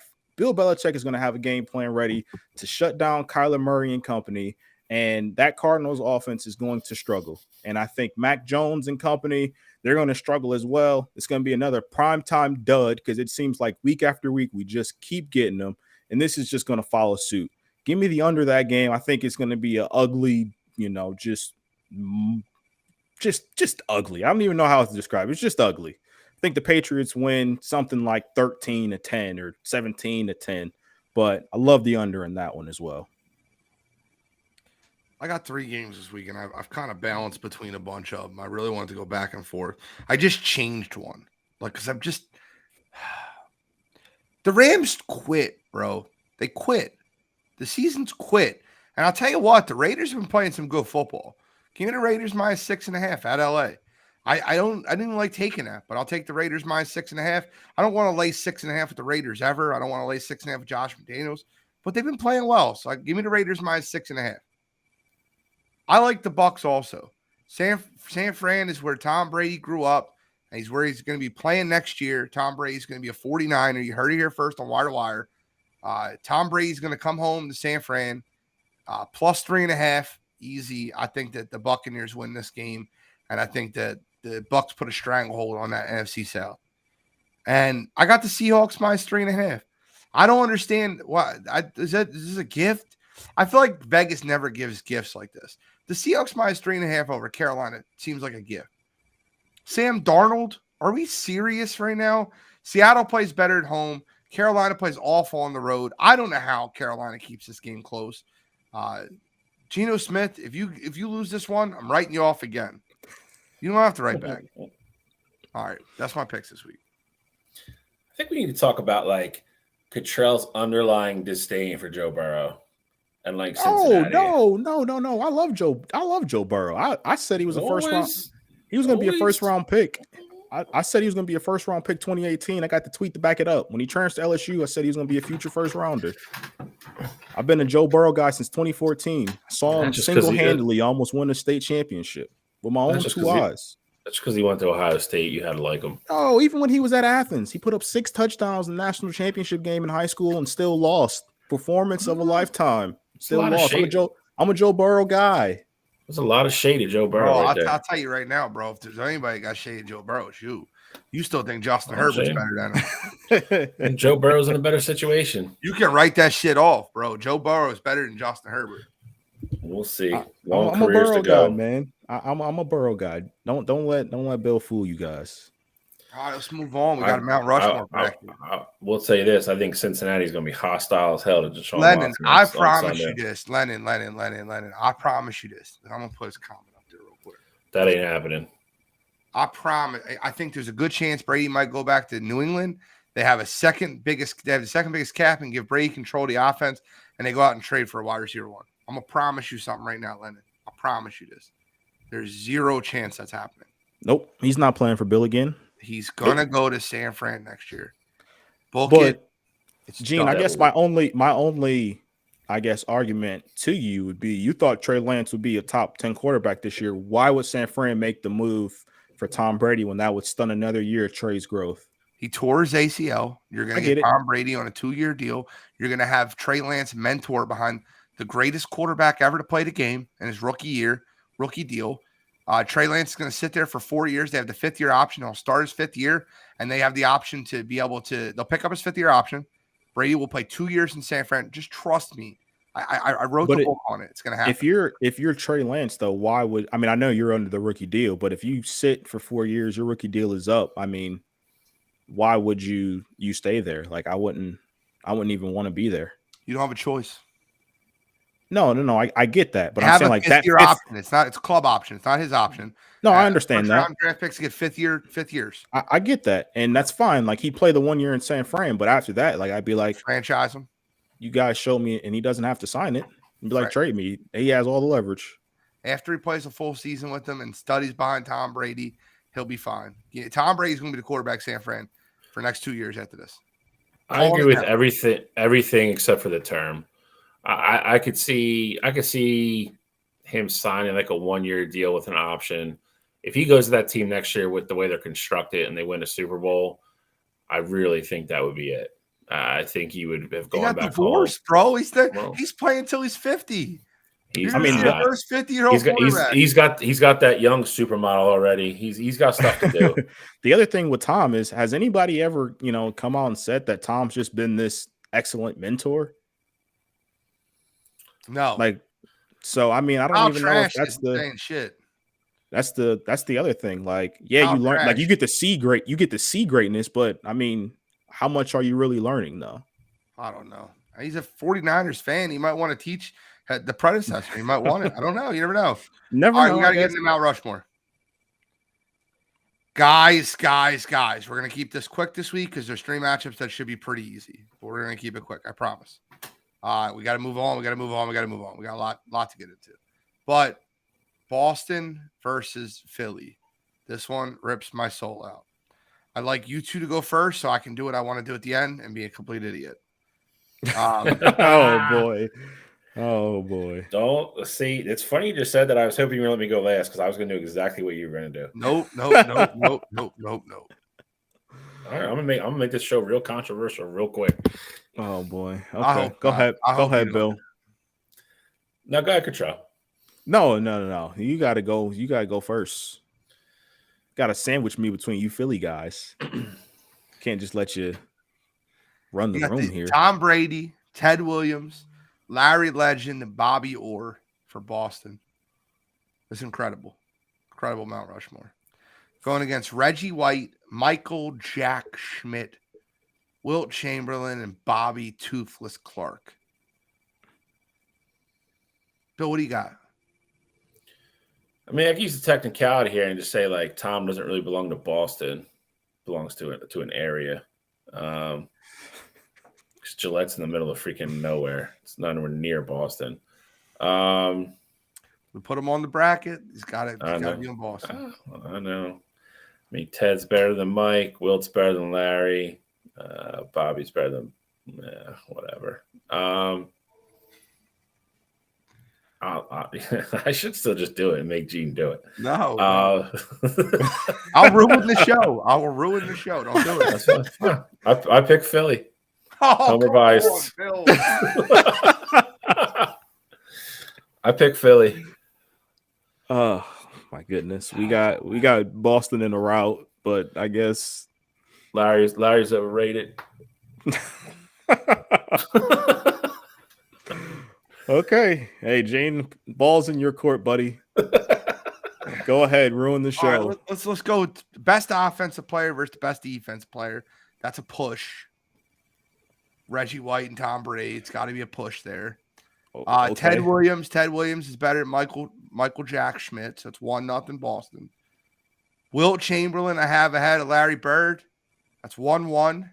And Bobby Clark, I'm kidding. It's got to be Boston. I can't do this.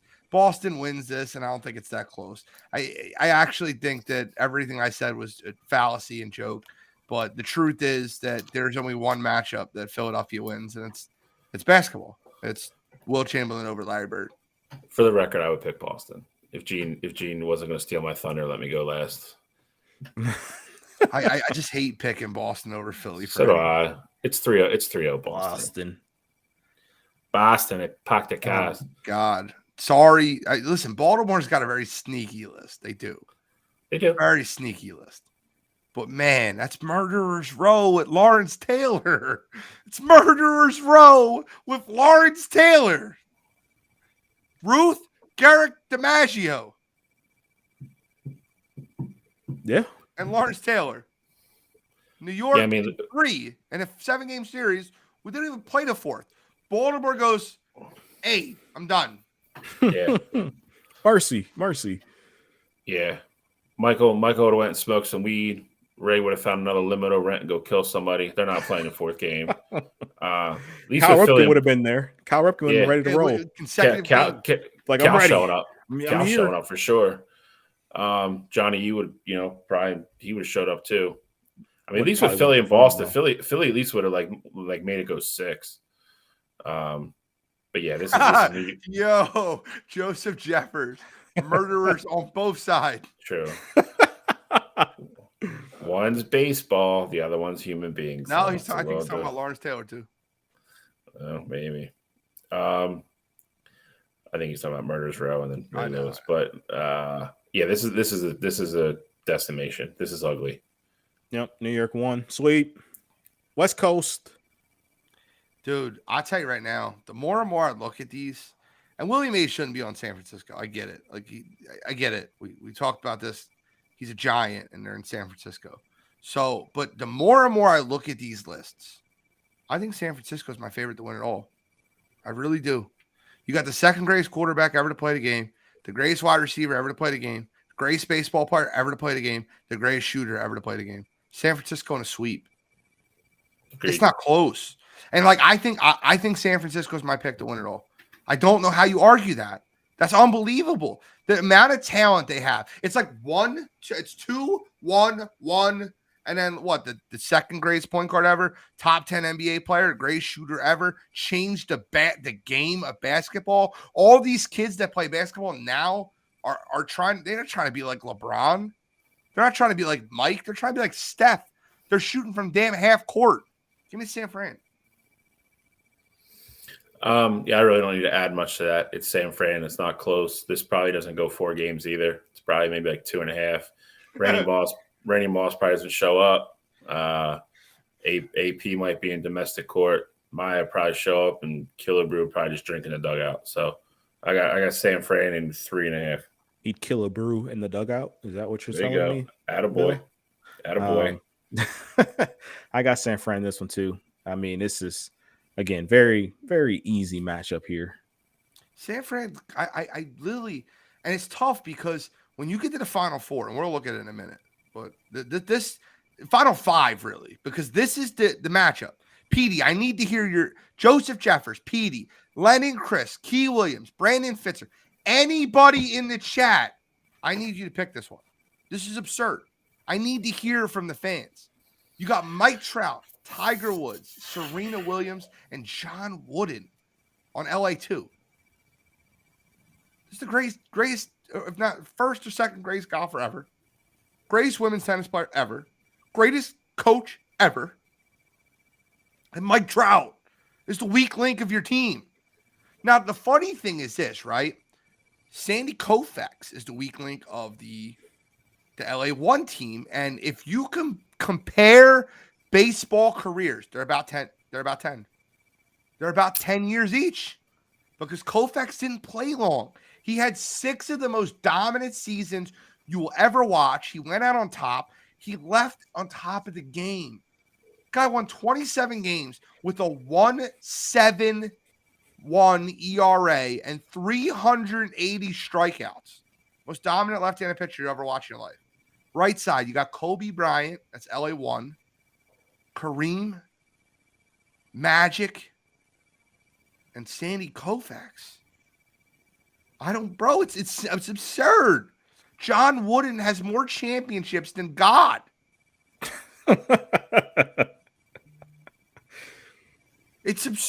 I don't know how and it's so individual, right? Because Serena and Tiger, individual sports, and Kobe, Magic, you have possibly, and on most people's list, number 3, 4, and 5, or 4, 5, and 6 of the greatest basketball players ever. On my list, it's 4, 5, and 6. I got Kareem 4, Kobe 5, and Magic. I have Magic 7. I have Bird 6, but I kind of flip-flop them. But my point being is that's absurd over there on the right side. What is your qualifier here? Like Tiger Woods or Kareem? Who's greater?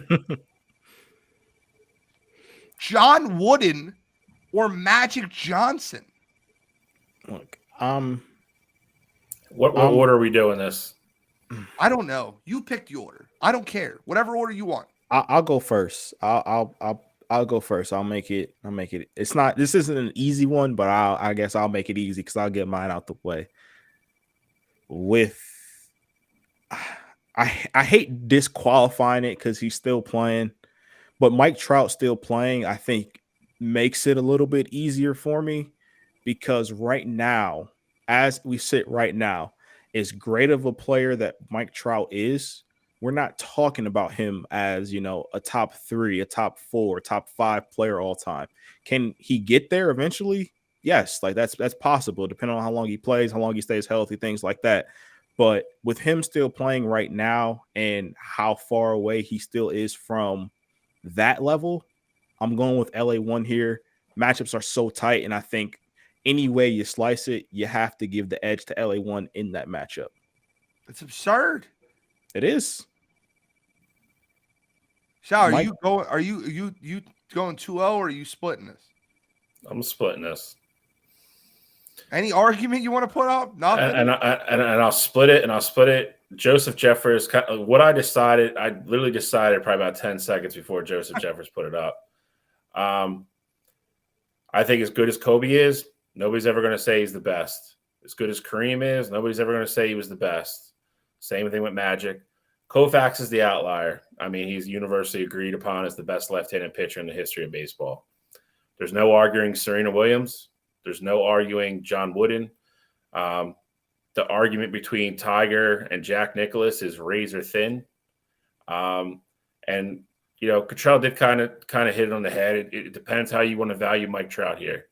If you're going right now, he's a top 50 player already of all time. if you want to project it and he keeps going on the way he is, if you're going by WAR and everything, he's, we talked about a pre-show. He's going to be a top 5 player of all time if he can play for the next 8 years at a normal pace. I think there's more, the outlier here is, do you value team sports more or individual stuff? There's no denying Tiger and Serena. I'm not saying you deny anybody on the other side either, but they were all on teams. Tiger and Serena had to do it themselves. John Wooden's the best coach ever. That's not really debatable. I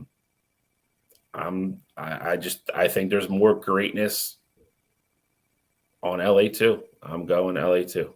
This is so hard. And Gene, I'm just gonna throw in one other thing for you. Oh, now we're trying to sway already. Here we go. I got one more. I swear to God, I am so torn on this. Let the listeners decide. Just got one more, man. Just one. I'm serious. Let's not forget. Kareem played at UCLA as well, and he's got some more championship throw on just the ones that he won with the Lakers. He's an LA guy.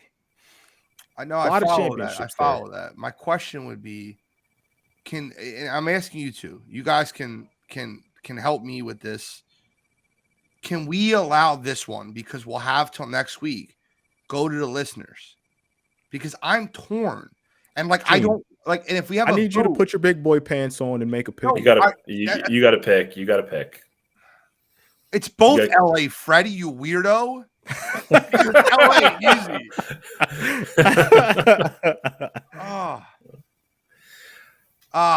The final four. The final four we're letting everybody vote on. So I mean, we got to get into that. Let's go. You could have went second and left us on me. We got some spam. We got a lot of spam. Gotta block this user on YouTube. They're putting some spam at the block list on the restream chat. 69XXX Fun was trying to get in on the vote. Dude, like he wants to show don't let it distract you, Gene. Oh, it's 8:37. I don't know. Can we go? Can I get to the end of the show? No. Now. Gotta go now. Could do the chopper. Dude, this is so tough. Let me just Fate of the universe. Let me put on the line. Who are you picking? Let me put you through my train of thought. Andre Iguodala is not an option. Let me put you through my train of thought. Sandy Koufax and Mike Trout are very comparable to me, because Sandy Koufax was, as great as he was only great for 5-6 years. Greatest left-handed pitcher ever. The greatest 6 years you'll ever watch out of a left-handed pitcher. But if you compare that to Mike Trout's greatest 6 years, it's close, right? I'd probably still give the edge to Koufax. Well, it's close, and Trout plays every day. And you go Magic and Serena. So Serena in women's tennis is greater than Magic in basketball. But Magic in basketball is greater than Serena in all of tennis. That's how do you decide that? Kareem or Tiger? Kareem is the greatest or second greatest big man of all time. He's number 3. He leads in all basketball in points. I'm going LA 1. Because it comes out of Kobe and John Wooden. I'm going LA 1. Close. Not. Listen, I mean, I like Kobe, but he's not the best basketball player. He's not even the best shooting guard ever. I wanted this coach to go to a vote. I wanted this to go to a vote. No, too bad. You already ruined it. But I'll go LA 1. Final four. I'm doing I'm everything against LA 1 now. They will not. Fine. Then I'll get my way anyway. Will not win. He said, I'll get my way anyway. LA1. San Fran versus LA 1. They're not winning either. Our first upset of the tournament. What? We got a 3 seed moving on over a 2 seed. We were chalked before. So I mean, you even seeded them higher. So I mean, like at some point there was discussion that they were better if you seeded them higher. In my head, I've been back and forth between LA 1 and LA 2. This entire show, this entire week, I've debated it. I've thought about it. I don't know. I didn't understand the last part of your reasoning. It didn't make any sense to me. No, I'm being serious. Like you said, you like kind of like contradicted yourself, so I didn't get it. What are you talking about? I contradicted myself. What? Well, you said Serena was better to tennis than Magic was to basketball. I But said then Serena is greater in women's tennis than Magic was to basketball, but Serena is not greater in tennis overall than Magic is to basketball overall. So what I have is Serena is the number one female tennis player, but I have her as the number 5 overall tennis player behind 4 male athletes. I get it now. It makes sense now. I got it. I think I misheard you the first time. And that's kind of how I came to that conclusion. That's tough. Brandon, stop trolling. That's not true. He said Magic beats Serena in her sport. I'm just kidding. That would not happen. All right, so let's the move same on. Guy that said Patrick Mahomes was done. Guys, my final is still there. My Final Four is still there. They are still alive. I have. Wait. Who? No, they're not. Are they? I had Spain over Portugal. That's what I had. So I have England over. I have Brazil over England in the finals. My Final Four was Brazil, Argentina, England, and Spain, which was a dud. Bad pick. Morocco beat them. Now Portugal's going to run through Morocco like playing the friggin' Maracas. Friggin' Ronaldo. Ronaldo hasn't been playing. So. Ronaldo played 15 minutes today. He's not even starting. Ronaldo has definitely lost his spot. He's tarnishing his career by the day at this point. Lionel Messi is going to beat the Netherlands. Brazil is the best team in the world with Neymar. I got 3 of my 4 still left. They're still alive, actually. I also have 3 of my 4. You have France, though, over England. I do. Yeah, well, me and Control are going to lose one there because I had England. So that France-England game is a banger. It's huge. I mean, actually, I think the winner of that game goes to the final. So I agree. The one thing that I will say that I was kind of surprised about, I forgot the kid's name for Portugal that's basically taken over Ronaldo's spot. Hat trick. He had a hat trick. So like he's been playing like out of his mind. When you have a team it seemed like for many years, it was like Ronaldo was carrying that Portugal team on his back. Now they're like, you come off the bench for us, we'll put you in, let you get some cardio tonight. Goncalo Ramos. And now Portugal's they looked great against. Well, obviously, he scored 6 goals. You look great, but I mean, forget Pele. Portugal has Pepe. Gene, you're downplaying Morocco though, man. Morocco's a team of destiny. Morocco's defense is airtight. That will not be an easy game for Portugal at all. 2-0 Portugal wins. Oof.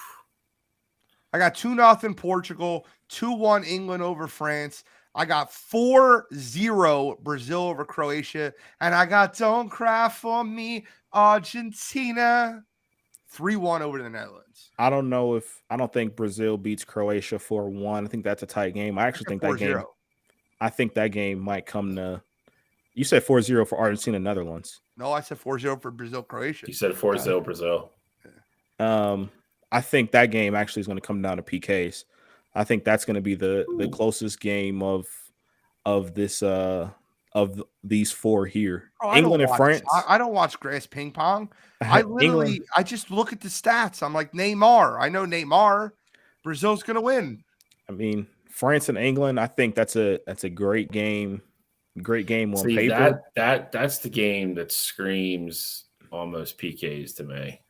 See, England's just been so consistent throughout. France has looked great.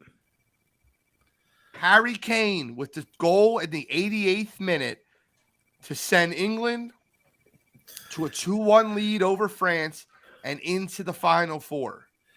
My favorite part about all of this is Gene knows one player on every team. I don't know anybody on Morocco. I know nobody on Croatia. Oh, Gene, it is my Gene, you got Luka Modric. Come on, man.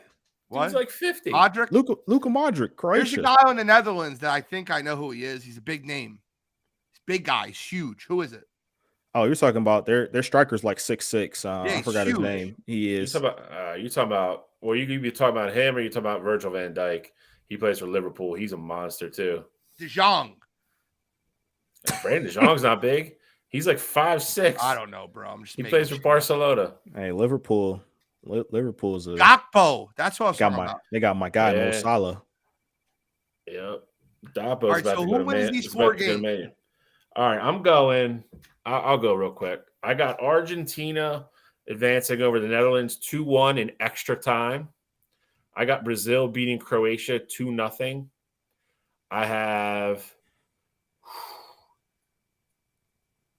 I'll go England over France 2-1 in extra time. This last game's tough, man. I'll go Portugal over Morocco 4-2 in PKs. It'll be 0-0 after extra time. They'll win in penalty kicks 4-2. 4 winners. I got Yeah, Portugal. I don't know soccer. I got Portugal over Morocco 1-0. I think that game obviously super low scoring. Okay. I got France 3-1 over England. I think Mbappe is gonna put up 2 more goals in that one. Probably either a Giroud goal or a Dembele. One of them two is gonna put the ball in the back of the net.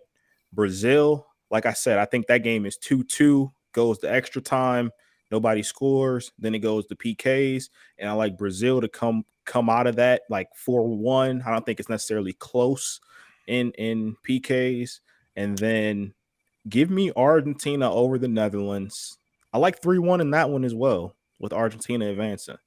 All right, so who's your finals now? Same finals? You keeping your same final? I'm keeping mine. I got Brazil over England, like I had from the start. Yep, I got mine. Nostradamus. I still got mine too. I'll take France over Brazil. Brazil over England. Dude, I know this kicky ball. Kicky ball. Kicky ball. We got some UFC crap to talk about. Awful pay-per-view. Dude, I'm like, I don't know how Dane even gets away with making this a pay-per-view, to be honest. This is a fight night. If I've ever it's not a good fight night. That's also true. Like, it's a fight night I wouldn't watch. I would watch Patty the Batty. Patty the Batty. I like Patty. That's my guy. Patty's talking about fighting Jake Paul. Jake Paul's like, I'll pay you $1 million to come spar with me. Yeah. Give me Patty Pimblett over What's Josh Gordon. What's even funnier though is that Robbie Lawler dropped out of this card. Yep. And that was like one of the bigger names on this card. Obviously, you had Yuri and Glover drop out, but yeah, this card is no bueno. Listen, I'll tell you right now, my favorite fight on the card is Doug Nasty, Bryce Mitchell. Bryce Mitchell is nice. Bryce Mitchell's an underdog versus an undefeated fighter, but he constantly gets in there. I didn't even know the guy's fight. Never seen him before. Have you seen him before, Cottrell? I have not. Ilya Topuria. I'm Never not seen him sure. before. He's a submission guy. He's 7-0, subs 12-0. He's got 4 wins in the UFC over guys I've never heard of.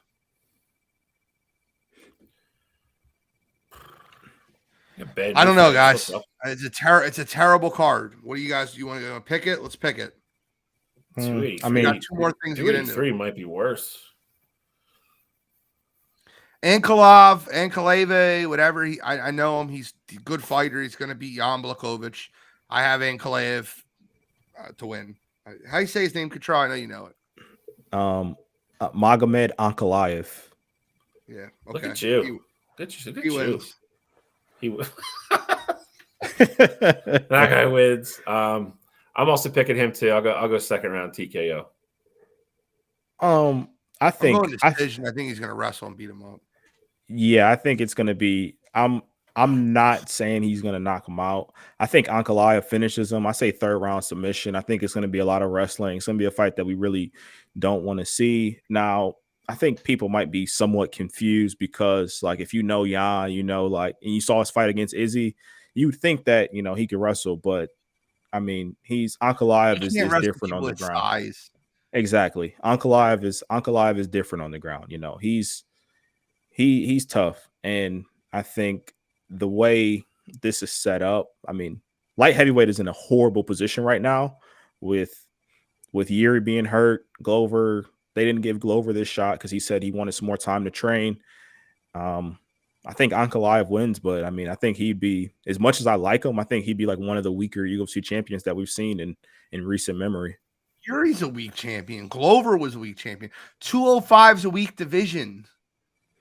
Call like it is, man. No matter who wins. I think the Yuri, worst shape it's been in a long time. I'll say this. I think Yuri would have beat Glover again, and I think he could beat both of these guys. But I think Ankalaev, it's literally he wins the belt here. And he's a dumb fighter. He is. I don't disagree with you. I do not disagree with you. He does a lot of dumb shit. He had Glover beat like 3 times and tried like a spinning heel kick and fell on his back, and then Glover fell on him. Like Yuri's a dumb fighter. Just what it is. It's probably why he got hurt. Tough as nails, though. That only lasts so long. I got Patty to Batty and then Ankalaev. I'm calling him Ankalaev. I'll take Patty as well. I'm taking Bryce Mitchell in the first fight at night in the upset. I don't care. I don't care who's fighting. I love the kid. Kid's awesome. Bryce Mitchell is cool. And I know his shtick was getting his camo shorts. He's finally got his camo shorts. So I'm a Bryce Mitchell fan. Bro, how can you not be? That dude's awesome. Yep, Bryce Mitchell's sweet. All right. Well, we have a little extra time because we got the match, and then we're going to do a little MLB free agency for the people at home because I got to talk about it. By the way, this is a no-brainer too. This is super easy. Guys, I'm not trying to be smart. And like as much as Tiger and Rory are fun, Justin Thomas and Jordan Spieth killed them. Mop the floor. Mop the floor with them. No? Bill, you're a golf guy. Give me, where's it at? It's under the lights. It's in Bel Air, Florida. Pelican Golf Club, Bel Air, Florida. They got the course retrofitted to play at night. They're going to tee off at 6. They're only playing 12 holes to fit in the time schedule. But yeah, I mean, it's going to be under the lights. Everything, all the money that gets raised, they're going to donate to the Hurricane Ian relief efforts from last year. And I will play 18 anymore. I will gladly go against you two in this one. I will take Tiger and Rory. I didn't realize it was only 12 holes. I didn't realize Tiger had to play. I thought Tiger had to play a full 18, but maybe 12 holes. Well, here's the thing. I mean, like he said last week when he withdrew from another tournament, he goes, "I got to hit any shot you want." He goes, "I just can't walk." He doesn't have to walk in this. They drive.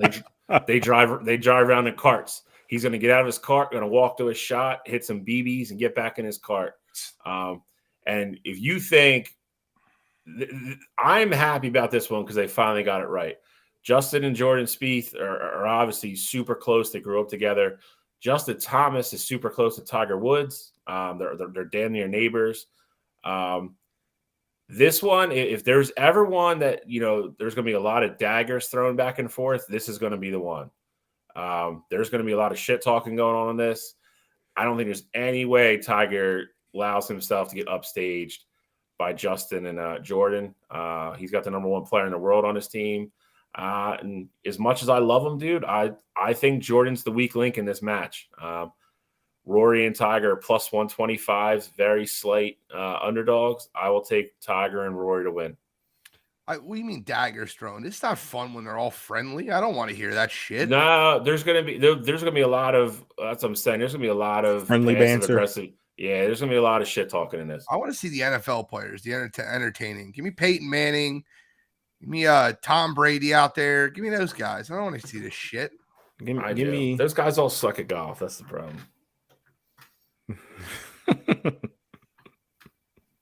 That's I'll take Justin Thomas and Jordan Spieth. Me too. I'm with you, Gene. All right, guys. We got 6 minutes to talk about NFL free agency, and then we're going to talk about you got to be NFL. MLB. MLB. You said NFL. You did say that's NFL. My mistake. The Philadelphia Phillies signed the best shortstop in baseball. 11-year contract, $300 million. And you know what my response to that is? It's not my money. But I will say this. That's a great response. Paying a shortstop that much money at 39 and 40 years old. He will not, the back half of that contract is just gifted money.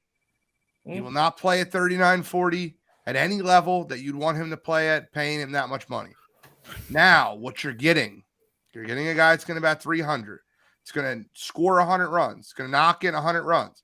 It's going to hit doubles. It's going to hit home runs, 20 home runs. He could be a leadoff guy. He's going to steal bases for you. He's going to play above average defense for you. Trey Turner is the best shortstop in baseball. Putting him in that lineup, and I swear to God, if they still lead Schwarber, I seen the projected lineup for the Phillies where Schwarber's leading off still. He's gonna lead off. Schwarber is? No, Trey Turner's going to lead off. There's no God, shot. Kyle Schwarber leads off. They had Schwarber, Trey Turner, and then it was JT, Bryce. Do you move Bryce to number 2, or no? Or you put Bryce in that lineup if Trey's leading off? MV3. He should bat 3. But the problem is you don't want to bat Schwarber and Bryce back to back because they're both lefties. So you want to split them up. But do you really want to move Schwarber down from 1 to 5? So they might actually bat Schwarber 4. They might go Trey, Bryce, JT, and then Schwarber. They might do that. They're going to play around a lot, but I'll tell you what it does. It makes the Phillies the deepest lineup in baseball. It's very simple. I think you probably go Trey. At that point, you probably keep Reese 2, Bryce 3, JT 4, and then go Schwarber, Castellanos, Bohm behind him. Oh, Gene, I disagree with the deepest lineup in baseball, especially with the news of Judge going back to the Yankees. Like, I'm sure they'll make another move, and their lineup as is. I mean, I don't know if I feel like this is the best lineup in baseball. It's the best lineup in baseball. Let's talk about bad contracts. You got Anthony Rizzo. All right, hold on. Rizzo's gone. What? Rizzo's gone. Rizzo's gone. DJ LeMahieu's back next year. Correct. So you got LeMahieu. Who hasn't looked the same since he signed his contract. Judge. What? Who hasn't looked the same since he signed his contract. Yep. I think that's a laughable comment. I don't think that the Yankees are 2 or 3 or 4. I'm just saying. I think the Yankees as they were last year. Plus, I'm sure they're going to make another move. I think you guys are very top heavy. As of right now, who's the best line in baseball? I mean, I don't know who I'd give it to for sure. You could argue Houston. Try that. I could think this. The Yankees, not an argument. I disagree. Like I said, I think you guys are top heavy. We have 7. Yeah, dude, we don't have a below average hitter to get to 8-hole. And then Stott is Stott's going to get better. The only weak hitter we have on our team is Mars. So now you're buying into the Rhys Hoskins stock. Like, is that what we're doing now? Rhys Hoskins didn't hit. We never said he couldn't hit. We said he can't play first base. But still being in the he's still in the lineup. He's a 30-85 guy though. How many teams in the major leagues have a 30-85 guy in the 2-hole? The Phillies have the deepest line in baseball. It's a real short list. And Houston's second. The Yankees are not second or third. I don't think so. The Dodgers are second or third. Dodgers have a good lineup too, but losing Trey Turner is big, and they lost. I mean, it doesn't really matter, but Bellinger too. Cody Bellinger can't hit out of a paper bag right now. That's right. So I mean, that's why I didn't. I'm just saying he left. He's in Chicago now. Said Rizzo's a Yankee. Chicago. 2 years, $40 million. You got $20 million a year to remain on the Yankees. I think that was like a month ago too. I don't think that was like recent. It's another bad contract. I think he signed with them like November 5th. Maybe. TJ will correct me. But I'm not trying to be smart ass when I say this. I think the Phillies lineup with Trey Turner, Hoskins, Harper, Realmuto, Castellanos, Schwarber, Bohm, and then you have Stott and Marsh as your 8-9 hitters. Marsh is not a bad kid. He's 25.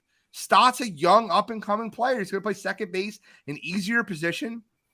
11-15. Thank you. Yeah. Stott's just going to keep like. I mean, you saw it at certain times last year too. With Stott, he has the clutch gene. Like he's just going to keep getting better. So I mean, at that point, our weakest hitter on our team by far is Brandon Marsh at the 9 hole. Yeah. And when you get Marsh back in center field and you have Bryce Harper back in right, your outfield doesn't seem as bad anymore. I think the move they need to make, and I'll say this and I'll say it again, I think they need to move Reese. I think you need to move him. I think you have the lineup depth to do it. I think you need to move him, get yourself a relief pitcher, and you could probably get yourself a third baseman and then move Alec Boehm over to 1. You could probably get a third baseman and a relief pitcher, not a 30 home run guy, but Rhys Hoskins needs to be a DH, man. And Schwarber can't play 1, and Castellanos can't play 1, and Hoskins can't play 1. All 3 of them, first base is the moon. It is. One of them plays their 150 games, though. I mean, Schwarber's played it before. I mean, I don't think he can be any worse. I mean, he was terrible. They moved him to the outfield because how bad he was at first. I mean, I get it. I mean, Rhys Hoskins is literally the worst defensive first baseman in the major leagues. Yeah, that's exactly what I that's the order you're putting in. I don't mind that order. I think that order's. I just don't like Schwarber batting 2. I don't like Schwarber batting 2 either. As bad as Reese can be, sometimes Schwarber is debatably just as bad. Couple other signings that happened. Jacob deGrom is a Texas Ranger. And guess what? The Mets were like, all right, we'll take Justin Verlander over here. Give me the AL Cy Young. Lose one Cy Young, get another. And they got Jose Quintana as their 4-star now. I would argue that's I mean, you get better value out of that contract than the Verlander. $43 million for 4-year-olds is wild to me. I know he's still throwing hard and all that good stuff, but I mean, eventually, I mean, it's a short term, so I get it. But I mean, that is a lot of money to throw at a 40-year-old power pitcher. I mean, I think that's just showing that they're all in on trying to win now. It can. I mean, they're. I mean, you know, we took Walker today. It's looking like Bassett isn't going back. I mean that, and Max Scherzer, as much as I love him and as nasty as I think he is, that dude is hurt every single year. That dude is on the DL at least once every single year. I mean, they'll be good. I mean, I think we're clearly the better team right now. I think another thing that you need to mention with the Phillies is, number one, they signed a quality 4-star, but they just got a Noah Song in the Rule 5 draft. Took a chance on him. He's a military lead the last 3 years, but he throws the ball 100 miles an hour. He was a promising start. That's a relief pitcher you throw in the back of that pen. And they have to keep him on the roster because he's a Rule 5 player. You bring him down, he's basically a free agent. Yep. Got Shane Victorino in the Rule 5 draft. A lot of people don't know that. I do. I know you do. Shano's the man. You got that. I mean, you got Gene's favorite Philly. My favorite Philly of all time. You're absolutely right. My favorite Phillies are so weird, bro. I started with Dutch Dalton. That was one. Then it was Terry Mulholland. Then it was Randy Wolf, the Wolf Pack. Back in the really shitty days of Phillies baseball. There's some bad teams there. Yeah. But then, you know, Brett Myers and Victorino were my 2 favorites on that team for a long time. And then Brett Myers punched someone. So, which is. And they got the big news today. Judge, 9 years, 360. I don't know. I agree with Gene. I'm not excited about the back half of Trey Turner's contract. I would be, if I was a Yankees fan, I would be even less excited about the back end of that contract. Due to his injury issues in the past. As a 4-star. What do you think about Taijuan Walker as a 4-star? I love it, dude. I mean, you know, we want to talk about Verlander and you know, Scherzer at the top of that rotation. You know, they're great and everything, but depth-wise and 1 to 5, I'll take our rotation. I mean, you know, you get Wheeler, you have Nola. Ranger became almost a Philly legend in the course of a couple weeks. He's going to be your 3. You got Taijuan Walker 4. And, you know, I really think they're going to give Painter a shot to be the number 5. I think they're going to see how he pitches in spring training. He's not even 20 years old yet. I think everything this year, Bailey Falter's your 5, bro. Bailey Falter ain't the guy, bro. He's a 5 starter. It's what he is. You let Painter pitch 5 and skip him sometimes, not overwork him. And there's no pressure on him whatsoever. Let him come up, get big league innings. We'll see. I mean, Painter needs they're another high year, on him, bro. Yeah, I just don't think Bailey's the guy, though. He's not. He's not the guy, but he's the 5th starter. Bullpen guy for me. We're not going to talk about what? We're not going to talk about the biggest signing of MLB free agency so far. Aaron Judge. No, Josh Bell. That's not big. Jesus Christ. Aaron Judge going back to the Yankees. Guardian spending some money. Yeah, I'm glad. Aaron Judge going back to the Yankees. Great for him. Great for the Yankees to get him back. I really swore he was going to go to the Giants. I swore it was going to happen. I did too. I think we need to talk about the crazy theme that's starting to play out here that nobody wants to go to San Diego for some reason. They lost out on 2 marquee players in a row that they were going to overpay for, and they both said no. Bro, call it what you want to call it. I'll tell you right now, San Diego's trying to trade. San Diego is 100% trying to trade Tatis right now. You might be. I really believe that they're trying to trade Tatis. I mean, in a sense, they saw they could win without him, so they said, "Hey, why not sell high? You're not wrong. Get out the money." Wrong. They already told him he's playing outfield. He's not the shortstop no more. Nope. He's their center fielder now. That's gonna be interesting to watch over the next year or two. I mean, and again, I mean, if you're after Trey Turner, then there's no shot Tatis is ever playing shortstop again there. But then again, to be in on Aaron Judge, it's I don't know how they absorb all of those contracts. So that's weird, man. It's weather-wise, it's about the nicest place you can play in the major leagues. You're playing the same weather over and over. And to significantly outbid every other team on 2 marquee players and then both tell you no is kind of telling to some degree. So our ROI could be nothing, CJ. They want to get rid of his money. They're showing that they'll spend money. I'm talking about on Tatis. He doesn't need an ROI. They just they give his contract away for free. Yeah, you get some prospects back and just clear it off the books, then it's a lot easier to add one of these guys on the salary cap. All right, we got to get into You Got to Be Kidding Me, fellas. We got a little bit past time. I love talking baseball. Cottrell starts off. All right, so I got a bizarre one here. So, and everyone's been deeming it. One of the wildest stories you'll ever hear in college basketball. So earlier this week, New Mexico State visited New Mexico for a basketball game.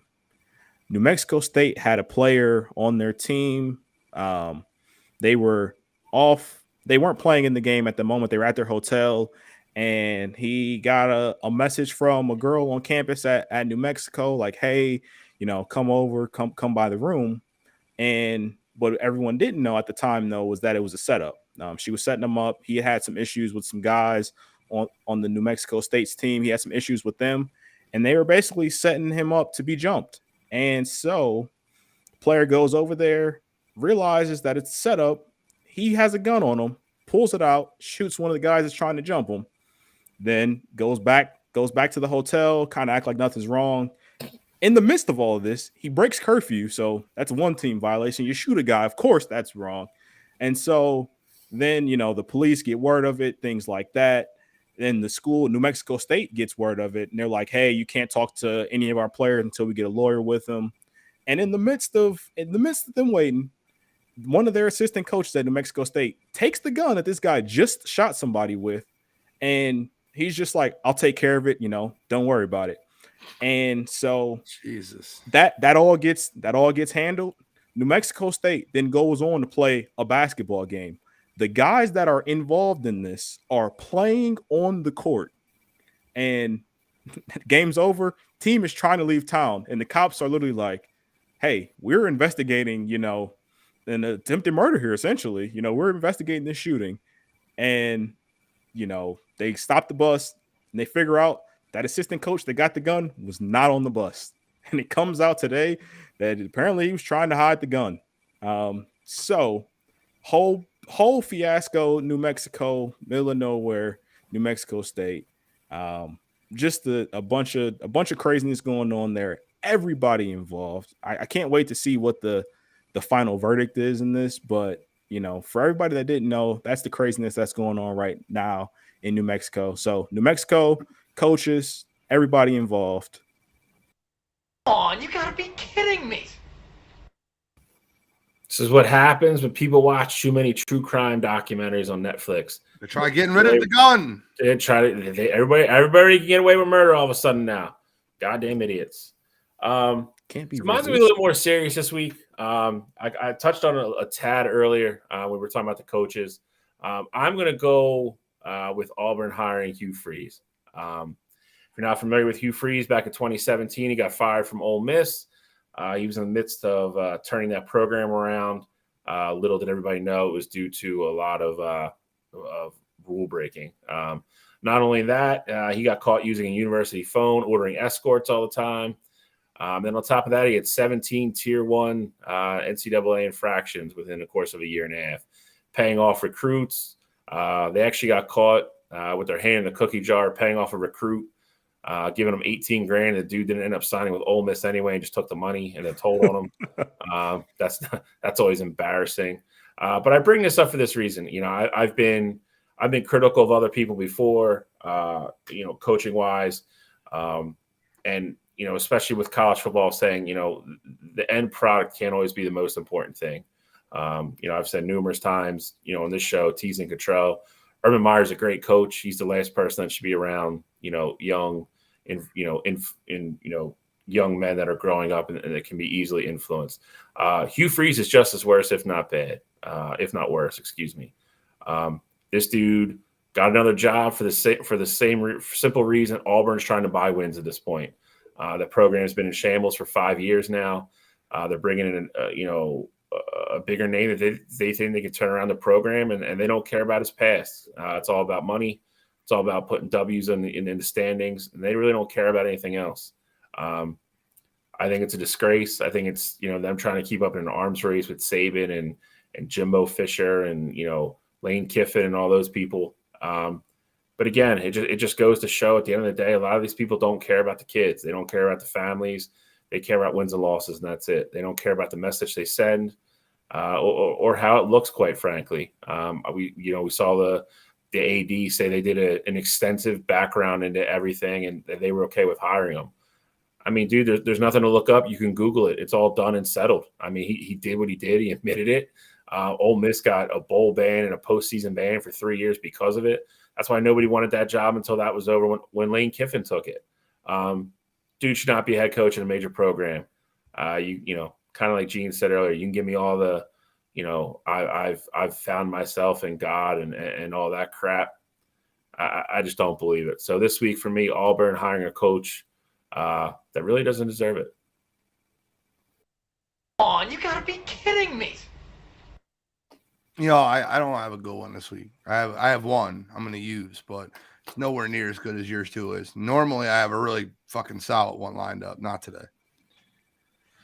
Just this week, I'm going to use the UFC and Dana White, and I'm very happy with the product that UFC gives us often. There's been a lot of times where if the headliners or the main event get pulled, they move it to a fight night or they give the card away for free. Something they do for their viewers, but not this time. This quite possibly could be the worst pay-per-view that has ever been sold by the UFC. And they're not even offering a discount. You know what, dude? Instead of $69.99, make it $49.99.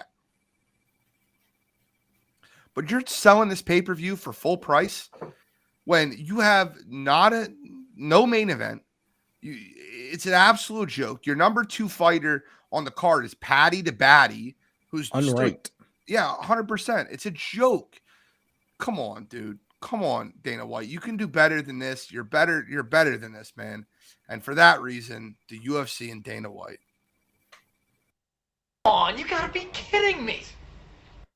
I'll tell you what, man. I looked ahead. 283 is not any better.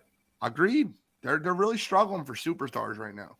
But I will say though, when the UFC has these cards like this and they're not that great on paper, they end up being bangers. Yeah. So yeah, kind of makes. I don't think this one is though, bro. I look at the fights. I don't see how they can be. Yeah, I don't see it either. But 9:15, guys, we got to cut it off. Any final thoughts from either one of you gentlemen? Nothing from me this week. I got nothing. All right. Well, thank you so much for tuning in. Show 113. Great show, gentlemen. Wire to Wire signing out.